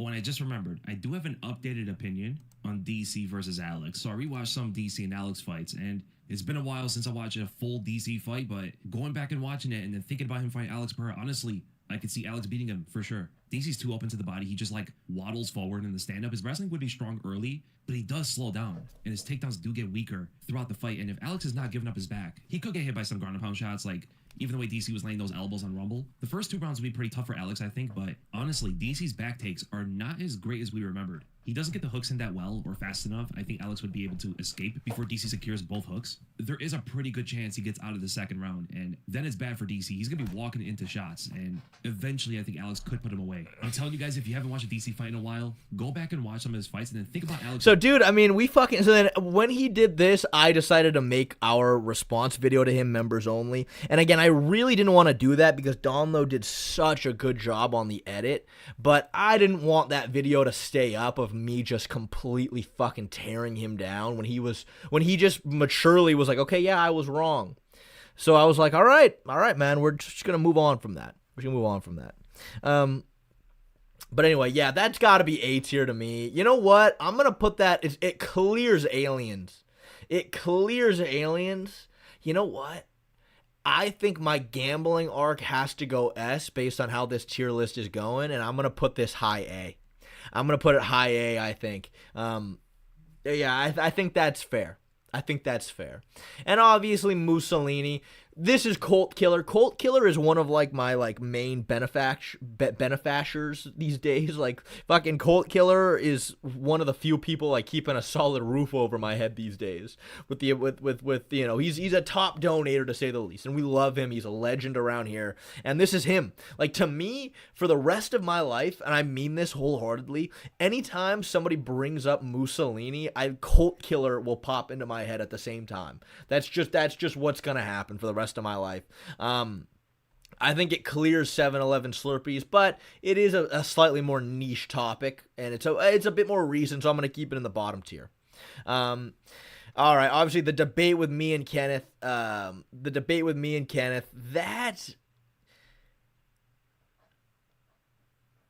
I'm going to say, I'm thinking really high B. For those who remember, right, I was really happy with this because for you guys who remember, this beef started because I was reacting to Bedtime having a debate with Kenneth, and I remember it was honestly kind of poor from Bedtime. I hate to say it, but Bedtime was not doing a great job at this debate. He was not doing a great job, and he just wasn't. But while I'm reacting to the debate, Kenneth jumps in. And then I just start explaining to Kenneth in the chat why he was wrong, you know, all the stuff, da-da-da. Then Kenneth started arguing with me and da-da-da-da. And then it got a little personal. And then chat starts being like, this needs to be a debate. Let's set up this debate. Now, we were talking about Marab versus Sean O'Malley. But the whole chat starts being like, we need this debate. And I at first say no. I say no. I go, no, I'm not debating Kenneth because Kenneth is going to scream and he's going to it's not going to be a good faith debate. He's just going to yell and cut me off and it's not going to be good to listen to. No, that was the real Kenneth account. That was the real Kenneth account. And then, oh, by the way, yeah, my entire chat, by the way, starts spamming duck emojis at me. My entire chat starts calling me John Jones for ducking. And I was like, wow. Like, all my biggest hardcores are in chat spamming ducks. And I was like, okay. So I'm like, fine. All right, we'll do this goddamn debate. Let's do it. Fine. But then that next day, Kenneth DMs me on Instagram. And he goes, let's debate about Charles Oliveira versus Habib. And I was like, that is not anything of what we were talking about. Like, we weren't talking about that. We were not having a conversation about Charles versus Habib at all. It was completely random out of nowhere. And it was because he thought that was, like, the one subject that I was just, like, delusional about because I'm such a big Charles fan. He just thought that would be the one thing he could actually out-debate me on about the sport of MMA. And I remember, though, I knew that right away, but I go, this motherfucker doesn't know. He doesn't know that I could debate the fuck out of this topic. Like, I don't even think I feel like genuinely, as you guys know, when you actually look at all of the facts, Yeah, I don't think you really can debate Charles versus Khabib. I don't think you really can. Like, Charles just has way too many advantages with stylistically. You know what I mean? And obviously the debate happens. He gets crushed, but it's a pretty shitty debate. It's an awful debate. It's just screaming. It's just fucking yelling. It was not a great debate. Since then, me and Kenneth have become good friends. We did another little thing, and it was just a nice little therapy session. It was a nice little therapy session. Where's that one at? Oh, yeah, 10K views. But this was a really wholesome little thing we had. And you know, we were buddies. It was cool. So I'm going to say hi. I'm going to say hi B tier. Kenneth was great. Kenneth was great. Next. Fucking Alex Pereira, Magomed Ankalaev. I mean, man, the arc leading up to this fight will be one that I'll never forget. I don't know if I can ever replicate the feelings I got when he cracked Ankalaev and started landing the ground and pound. That's still one of the most legendary reactions I feel like I've ever had. Just screaming at Herb Dean to please stop this goddamn contest. It was incredible. It was great. The thing is, though, man, I feel like this one is going to end up going in the C tier. Just because I think, like, that moment was huge. But the build-up of it, I don't think was as incredible as, like, I think the build-up to, like, Charles Iliia was way more legendary. You know what I mean? But yeah, I've never freaked out that badly over a fight ever. The reaction is S tier, but we're just talking about the whole arc of it. I don't think it quite compares to the rest.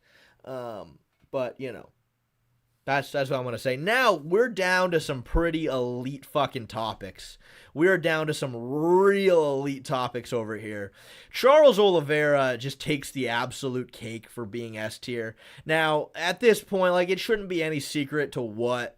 It really shouldn't be a secret exactly what fucking, you know, Charles Oliveira means to this channel. But obviously there was a time way back in the day where I made a whole ass video that got 90,000 views where I promised that Charles was going to get destroyed by Benil Dariush, and it was just a bad breakdown. It was really old. I was still working a full-time job back then, and I was just off. I didn't take into account that Benil Dariush's striking defense is awful, and Charles is it was just a really bad breakdown where I just wasn't looking at it very intelligently. I just fucked it up. And again, the whole internet fucking tore my asshole apart. It was bad. Like again, you want to talk about getting pegged? I'll tell you what, man. It is a complete lie that I got pegged in New York that one time. That literally didn't happen. That's fake. I got pegged over this video, to say the least. The entire fucking internet pegged me on this one. Everybody who watched that video pegged me. Maybe not the entire internet, but yeah, that was bad. And then since then, I decided, like, the only way I feel like I can recover from this is by literally making Charles Oliveira my Jesus. I was like, that's literally the only way I can do this. So that's exactly what we did. That's exactly what we did. And man, I mean, what's there to even say? Like, Charles Oliveira, I feel like, has become synonymous with me, and there's been so many great moments. Like, remember when I told Guru, Lucas, and Bedtime that if Charles were to get out grappled by Gamrot, I was gonna become the Unabomber, and I was gonna send a bomb to a kindergarten. And by the way, because that got a little overblown, I know Guru after the fact was like, he was just trying to get the fucking stream banned at that point. I didn't say that I'm gonna do that. I said I was gonna, but I didn't have to because he didn't get out grappled. So it's not that bad. You know what I mean? You know what, Carlos Prates here, I'm in a good mood today. Fine. Price is getting dropped to $2. If I make this exception for Carlos Prates, I have to do it for everybody else. $2 is the price for today. Fine. We can add the Weasel Burger arc for sure. Now, to actually find the Weasel Burger's account, though, is going to be... okay, that's going to be a little hard. Let me see. I gotta go to Ilia's wife. What's her name? Georgina?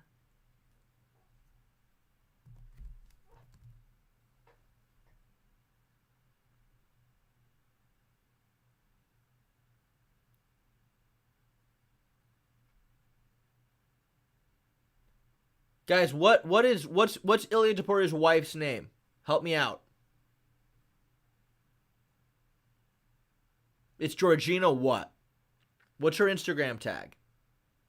Oh, okay, I misspelled it. That explains it. I misspelled it. It's I-O. There we go. I found her.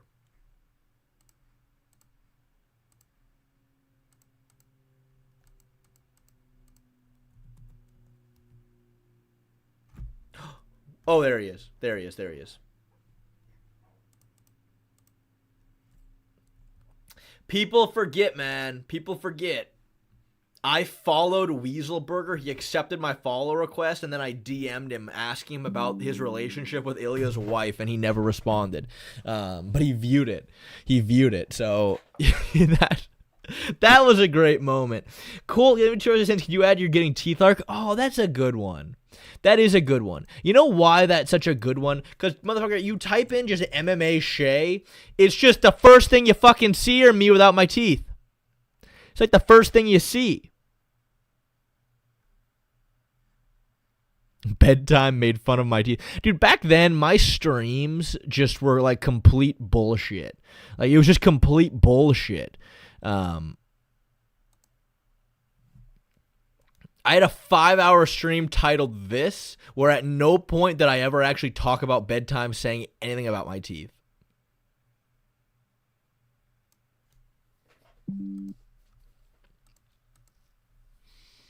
Hold on a second. Is $2.79 actually $2 USD? Oh, you're lucky. You just squeaked in. You just squeaked in.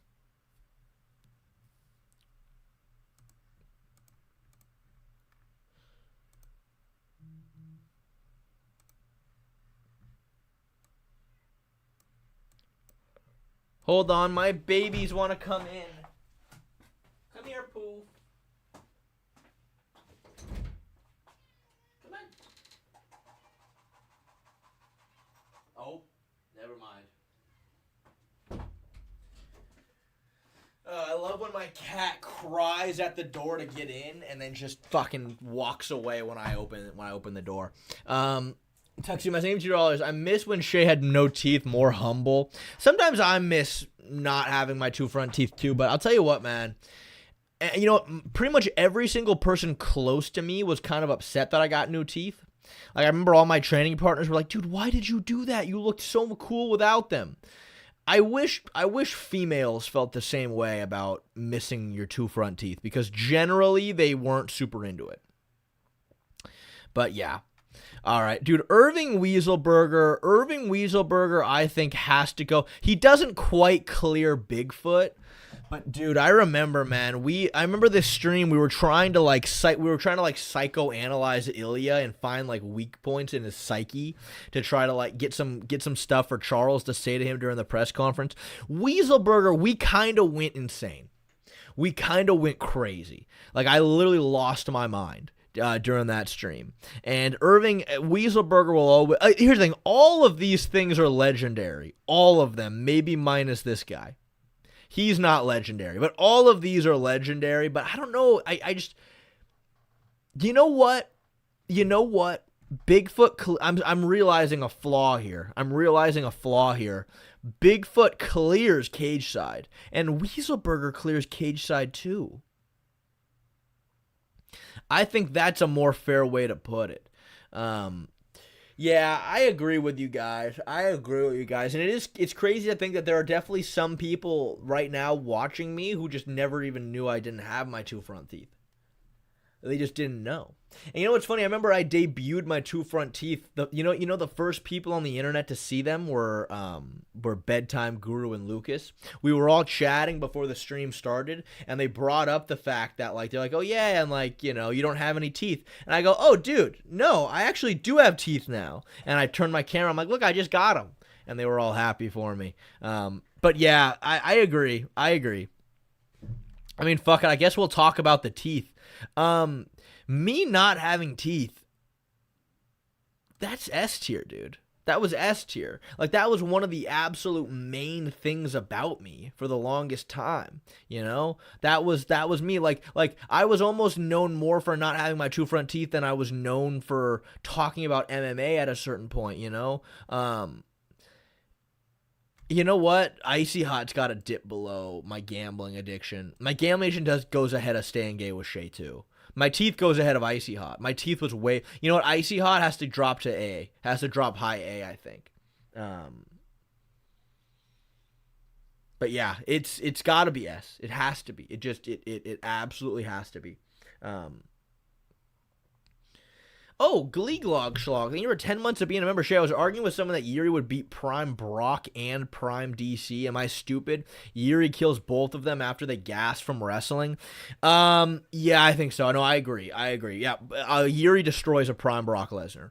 Prime Brock Lesnar would certainly be a fucking tough guy to fight early. But, like, Brock Lesnar, like, come on. Like, anytime you even fucking, like, thought about throwing a punch at Brock Lesnar, he was like this. Like, Brock had this horrible thing about getting punched in the face. He just couldn't handle it.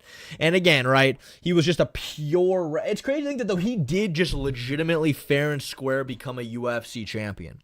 But then, after he became UFC champion... The sport evolved quickly, man. The sport evolved fast. Like, he was literally just a giant guy with really strong wrestling, and that's all that he had. That's it. You know, I know he developed, like, some jiu-jitsu. You know, like, he had that arm triangle on Shane Carwin and whatnot. And I know, like, he dropped Heath Hearing with a right hand at some point, but, like, he really was just a huge wrestler, and that's all he had. And he became UFC champion based on that. But the sport evolved so fast. All of a sudden, like, that just didn't cut it anymore real quick. And I know, like, he ended up getting hurt. He had that whole, like, stomach issue and whatnot. But yeah, real quickly, Cain Velasquez and even Uberim, like, real fast, it's like your only skill is pure wrestling and you're just a giant athlete. Yeah, no. That ain't gonna cut it around here anymore. Yeah, like, Brock is literally just gonna, like, tuck his chin and sprint at Yuri and try taking him down. And he might even do that round one, but, like, he didn't have ferocious ground and pound. He'd probably grapple fuck him hard round one without doing a ton with it. Maybe land some short ground and pound shots. I mean, listen, Brock was solid, don't get me wrong. But, like, on the feet, Yuri's gonna fuck him up. He's gonna fuck him up. And Yuri Prochazka's, like, legitimately a good grappler. Yuri Prochazka submitted Glover Teixeira, you know?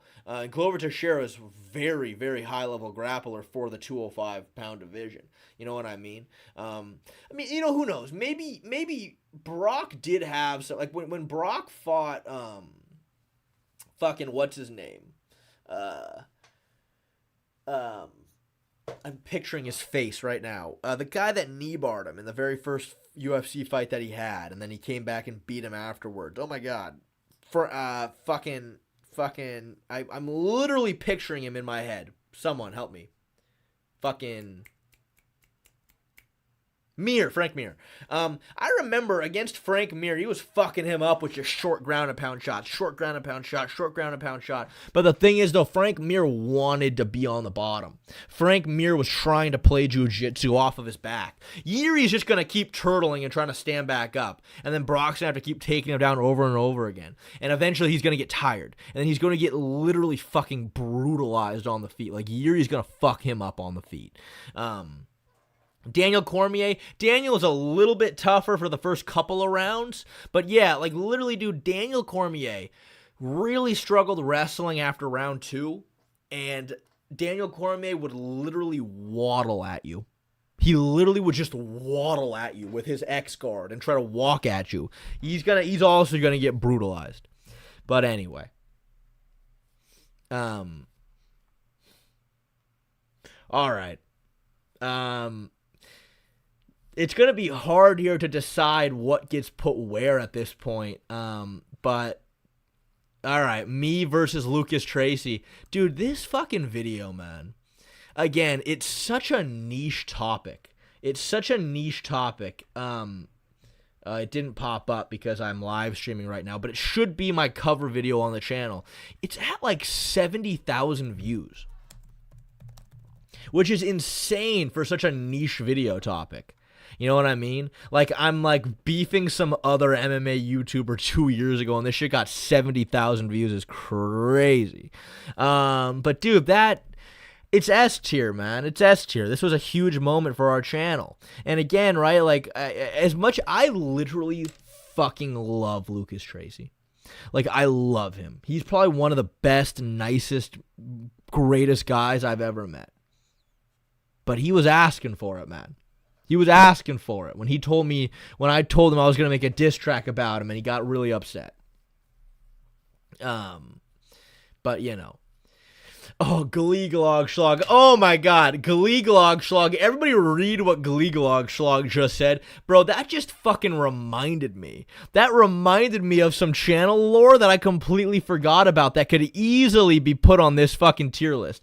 Dude, I changed the Dylan Dennis photo at one point. I changed it to something else, and it literally triggered a goddamn civil war. Like, I felt like it was like the goddamn, like, French Revolution. Like, people wanted to fucking, like, track me down and guillotine me. Like, dude, it was awful. Like, oh my lord, did my entire fucking chat freak out. Like, not even chat, my entire audience literally went into civil war. Like, it was so bad. I was afraid for my life, dude. Like, I was like boarding up my windows, man.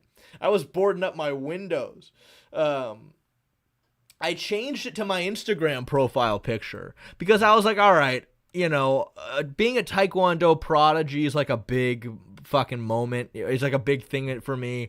So I made it this. And dude, it was bad, man. It was bad. But you know what I ended up doing briefly was I edited this photo behind me, and it looked like Dylan Dennis was right behind me in this photo, and I made that my profile picture, which I thought was really funny. But I ended up just going back. To it. Nah, I think that Dylan Dennis is just me, man. I think that's just me. But, you know, that could easily be on this tier list. Dude, I don't know, man. Does Lucas... Honestly, my no having teeth goes ahead of staying gay with Shay. Honestly, my beef with Lucas Tracy goes ahead of staying gay with Shay. And I couldn't believe that my beef with Lucas went full circle when I spoke to Lucas before our stream. We were talking, and Lucas told me, he goes, hey man, you know, I was really butthurt when you made this video about me for a while, but he goes, since then, man, like, I've watched a lot of your content, like, I've been in your streams from time to time. I was like, what? I was like, dude, I was like, oh, what about the hate you got after the face reveal? You know, the hate I got after the face reveal didn't feel as bad. The hate was just, it wasn't even like hate. People just don't like change. People just don't like change in general. If right now I went back to how my videos used to be, people would be just as pissed. They'd be like, what the fuck is this? You know what I mean? Like, people just don't like it when you change stuff. But I don't think that one was as significant. Because even then, like, I knew, I was like, I'm just going to keep doing it, and I know everyone's going to forget about it in, like, 3 videos. And that's exactly what happened. This was also my first face reveal. You know what? I don't think it's the first time I had ever shown my face in a video. But like, this was the first time. Like, I think I had put, like, I think it was right after when I made the video about Volk versus the Islam rematch. I remember the B-roll for that video was me rolling with my friends in their living room carpet. And it was just like a goofy little thing. But like, I don't even know if people knew who was who there. You know what I mean? Like, that was the first time that, like, I had been in a video. But again, I think most people didn't even really know who was who. this was the first time that, like, I spoke to the camera. Like, I was myself. I spoke to the camera. It was my first time ever. Oh my God, now that is some real old school ball knowledge, Jim. No, I remember it's my buddy Swole Drake. He's been in a couple of videos and live streams, but he hasn't been in any in a long time. But he was in my UFC 300 reaction. He's my black friend. I posted a picture of him in my community post tab and went, "This is me, everybody," and everybody thought that was me for some time. Yeah, that was funny. That was funny. Yeah, this is legendary, man. And I don't know, man. I love Lucas so much. It was my first time doing a training footage. My first time, like, I remember I trained with fucking Ian. I got to grapple with Ian Butler at the end of this video. Who, dude, he's a professional grappler. Dude, I was so skinny, dude. I was so fucking skinny. I completely lacked all girth. I completely lacked all fucking girth. But, dude, look at this goddamn double leg I hit on him, man. That was a clean double. Can't deny that. Can't deny that double leg. But anyway. All right. We got some heavy hitters here. Daniel Cormier. He's S tier too. Daniel Cormier's S tier. He goes ahead of staying gay with Shay. You know, dude, I feel like my beef with Daniel Cormier has transcended so much on this channel. Like, I've made about 3 videos talking about Daniel Cormier's commentary. I've made like 4 videos talking about Daniel Cormier's fighting ability being overrated.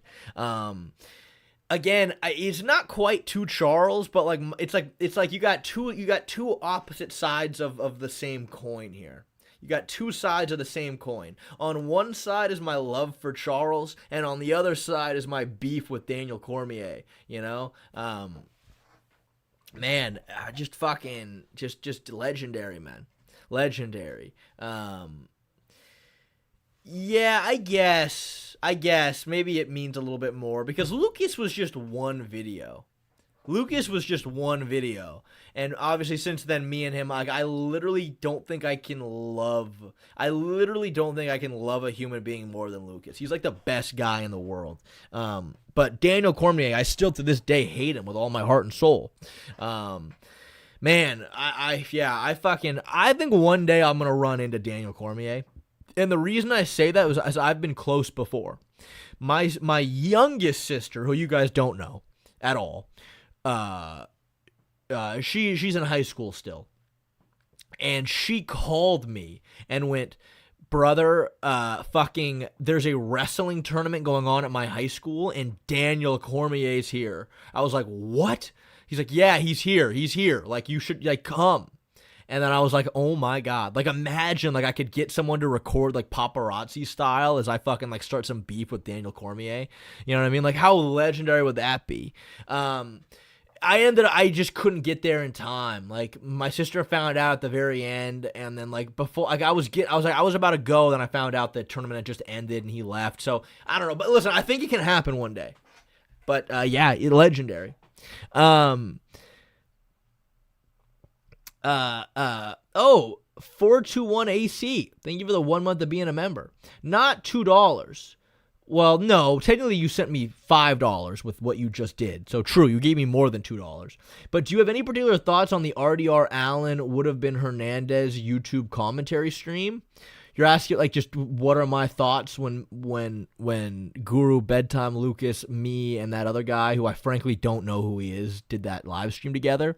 You know, I was really happy with how it turned out. I was really, really happy. I was able to have some fucking great moments with the McDonald's, with the when I talked about how RDR's has the length and the girth and how he's handsome, and obviously the Unabomber joke. The only thing about that like, it's not a problem, but like what made it a little difficult for me was that I just didn't like again, I was supposed to be Dean Thomas. Like, that's what had kept being repeated. Like, I'm gonna be the Dean Thomas of the stream. So I was prepared to get buzzed in for like 30 seconds at a time just to give my thoughts on the fight that's going. That's what I thought that I was gonna be doing. But then it ended up just being like, all right, you're here.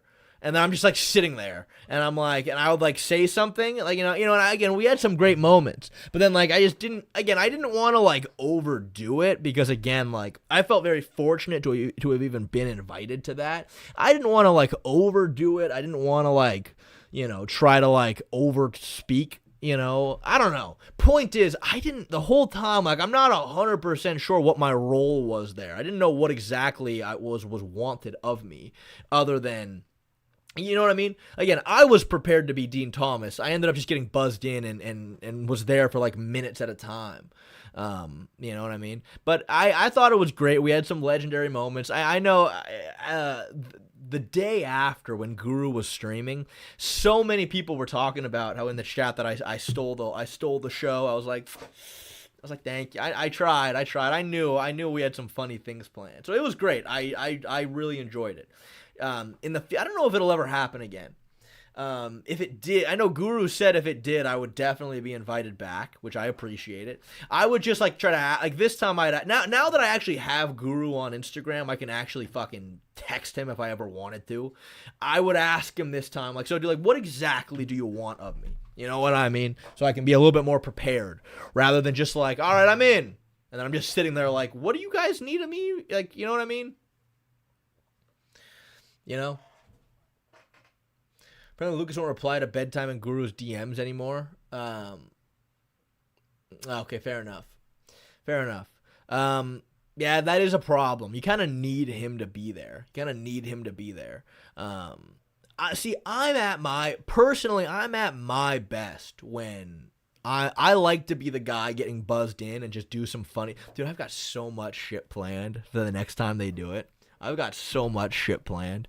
They're going to buzz me in, and I'm going to be, like, mid getting a massage. Like, I'm going to be, like, on the fucking table holding my phone up as someone's... Like, I'm going to be at an actual massage parlor getting rubbed down. I've got some... I don't want to spoil everything, but I've got so many funny things that I can do. And I'd play it straight. But, yeah, I would just try to ask Guru more so, like, when you call me in, how long am I going to be there? Like, what do you want from me? Do you want me just to fucking start yapping? Or like, again, because the whole time I'm thinking I'm Dean Thomas. I'm just going to pop in and go, well, this guy's doing this on the feed, and this guy needs to do this, and by the way, Daniel Cormier fucking sucks, and then I'm just going to get buzzed out. I thought I was going to do that every fight, but then, that's not what happened. So, that was my only thing, but I loved it. I thought it was so much fun. It was great, and I hope we can do it again one day. So there you are, man. Last but not least, fucking Girth.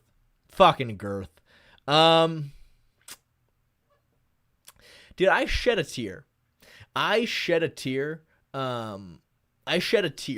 when it was right after Max Holloway beat Charles Oliveira.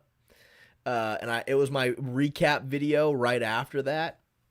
And I remember so many comments, like a ton of people were saying in the comments, all in like different ways, but they were saying basically, they were like, Shays is so like intertwined into my mind that the second that Charles fucking pressured him to the fence, got in on the takedown, smashed him, like they were like, I literally said Girth. Like, one person was like, I'm sitting next to my girlfriend, and as soon as Charles manhandled Max the first time, he's like, I out loud went, Girth. And he's like, my girlfriend was like, what the fuck? What the fuck are you saying? And I was like,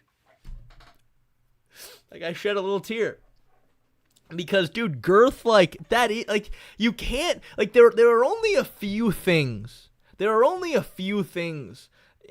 With my channel that you can't separate from me. Dylan Dennis, you can't separate this from me. Charles Oliveira, you can't separate this from me. You can't separate Girth from MMA shit. You just can't do it. You cannot separate Girth. And Drickus in particular, man, like, he taught me Girth.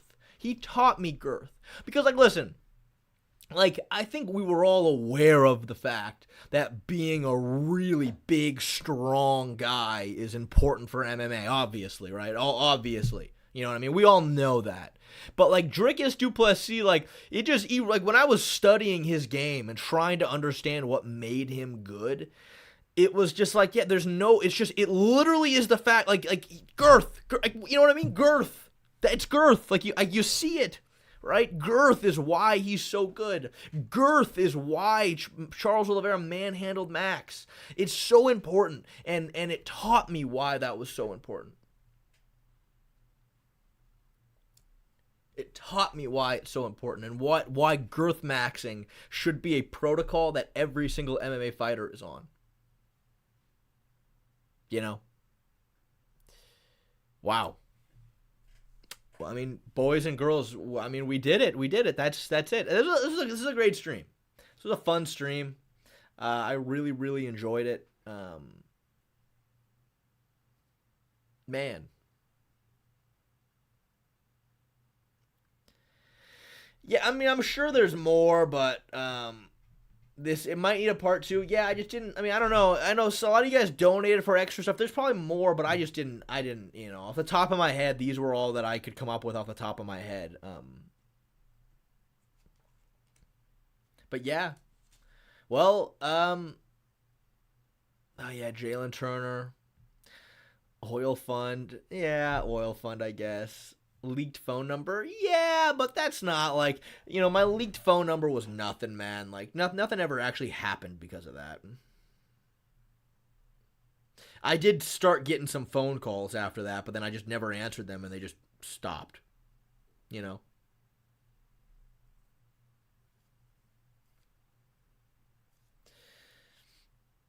Oh my god, the weird phone calls. Soccer Man could have been added. Soccer Man should have been added. Yeah, maybe we could do a part 2 one of these days. Maybe we could do a part 2 at some point, but... Oh, well, alrighty, guys. I mean, I guess that's it. I guess it might be time to bid you all adieu. It's been a fun stream. I really enjoyed it. Dude, I'm so bummed about Tatsura and Joshua Van, because that's what I was gonna do my next couple of days of streaming about. I was gonna do like some stream breakdowns of them. In fact, I was gonna. I yesterday's when the news broke, I was gonna ask Donlo if he can fucking get us some fight footage of them to watch, but now that fight's just not happening, and now 327 is ass. 327 is so ass now.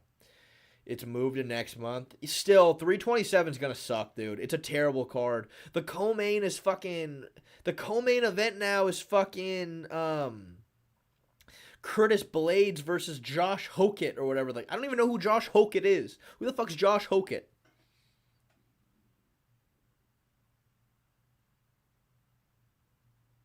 Yeah, I mean, we'll do a parlay stream, but we'll do one for sure.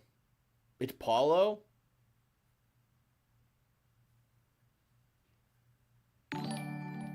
It's a terrible card, you guys. Terrible. Shay, we have seen less grappling from Iliia, but even less from Tom. So how Tom is a good grappler and Iliia is AVG. Zizzo, thank you for 7 months of being a member, Zizzo. I appreciate it. Listen, I never said that Tom is a good grappler and Iliia is an average grappler. I never said that. Specifically, Zizzo, my problem are things like this. Here's my problem. And I think this started back when Iliia fought Max Holloway. There was legitimately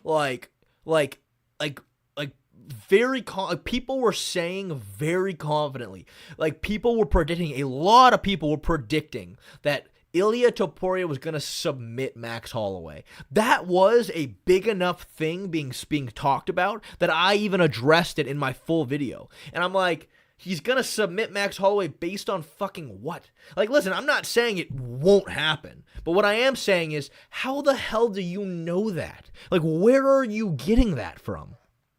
Who, what, where? And that still happens today with Iliia.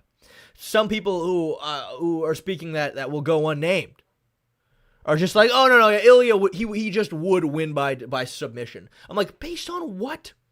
Based on what? Like, yeah, he submitted Bryce Mitchell after he rocked him really, really bad.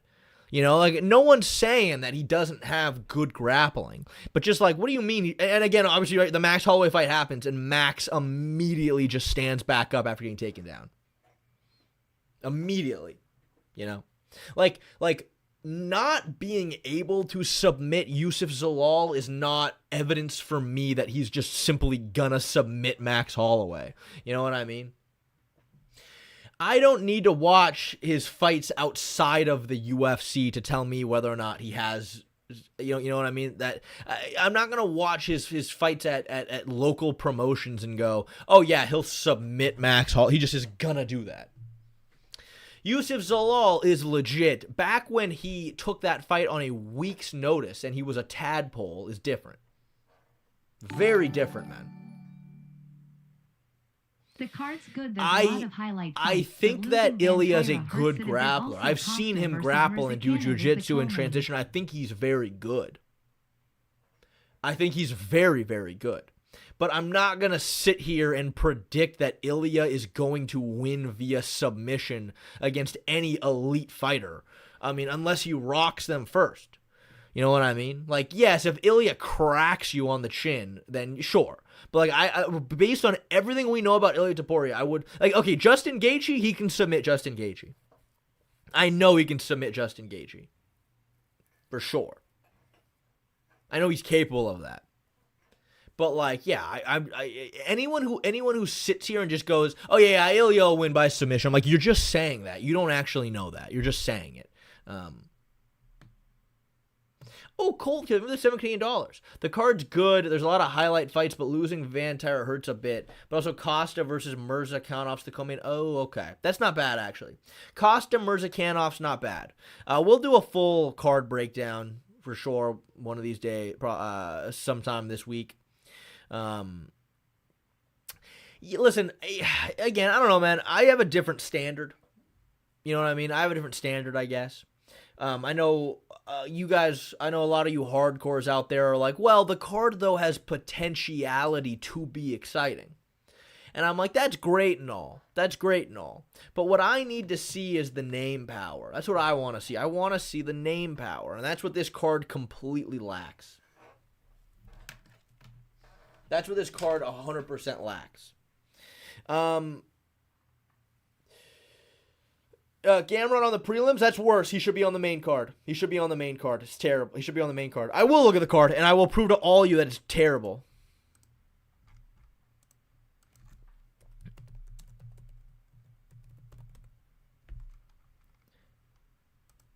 Not good. Not good. Nobody cares about Carlos Ulberg. Not good. Not a good fight. Not a good fight. Nobody cares about these two. Nobody cares about these two. Paulo Costa's overrated, but this is an okay fight. Okay, this one, I guess, is somewhat interesting. I guess. Because someone from Bellator needs to win. This is a good fight. This is a good fight, too. This is a good fight, too. That's a good fight, too.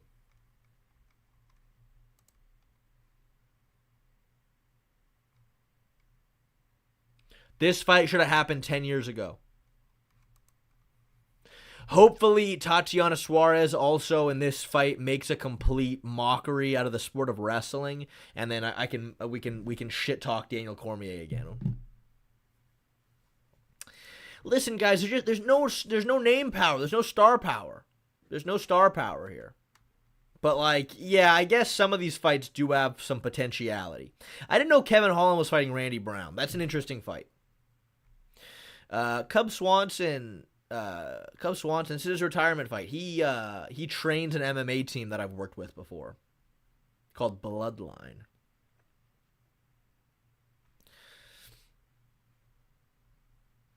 Yeah, we'll do a little full card breakdown for this for sure, in a parlay stream for sure this week. But yeah, this is a terrible card, you guys. It's terrible. So when are you going to actually learn how to strike?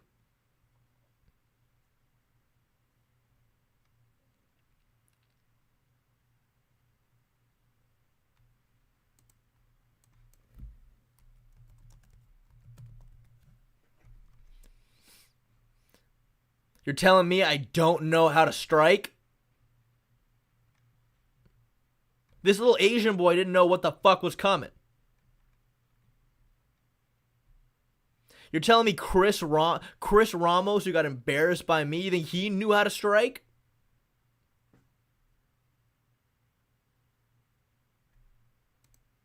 You ever seen a jump spinning back kick to the face? I'll show you. I think someone called me. Yeah, here we go. Oh, hold on. I'm sped up. In fact, let me put this in slow-mo for you guys.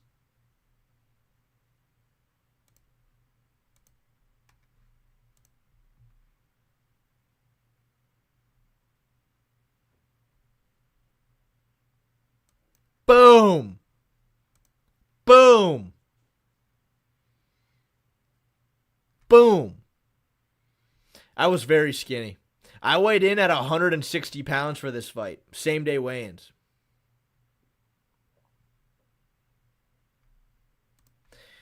I'm a good striker when it comes to boxing. How many times do I got to teach you this lesson, old man? Look at the hands. Look at this. Boom. Answer the phone right on that jab. Answer the phone. My own jab. Fucking pops him with that jab right there. It was too fast to even pause on. Head kick. Boom. Come forward. Double jab. Ooh. Oh, you see that combination right there. Do you see that combination right there? Look at this. So I go, let me see, I think I even feinted upstairs. I go jab upstairs. I go 2 shots to the body, overhand over the top. Body shots, boom, overhand over the top.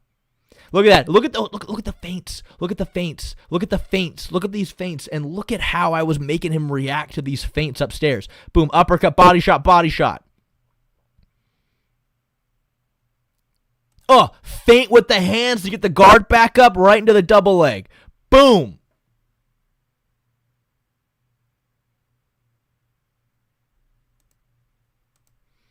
I don't know what you're talking about, man. My boxing has come a long way. It's come a long way, man.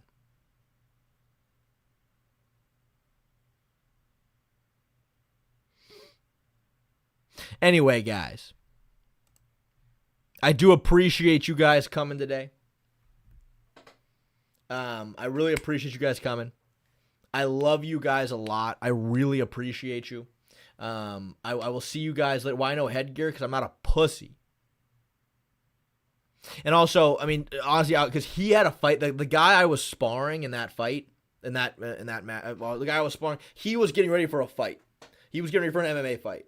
And headgear is just going to fucking, like, you can't grapple with headgear on, you know?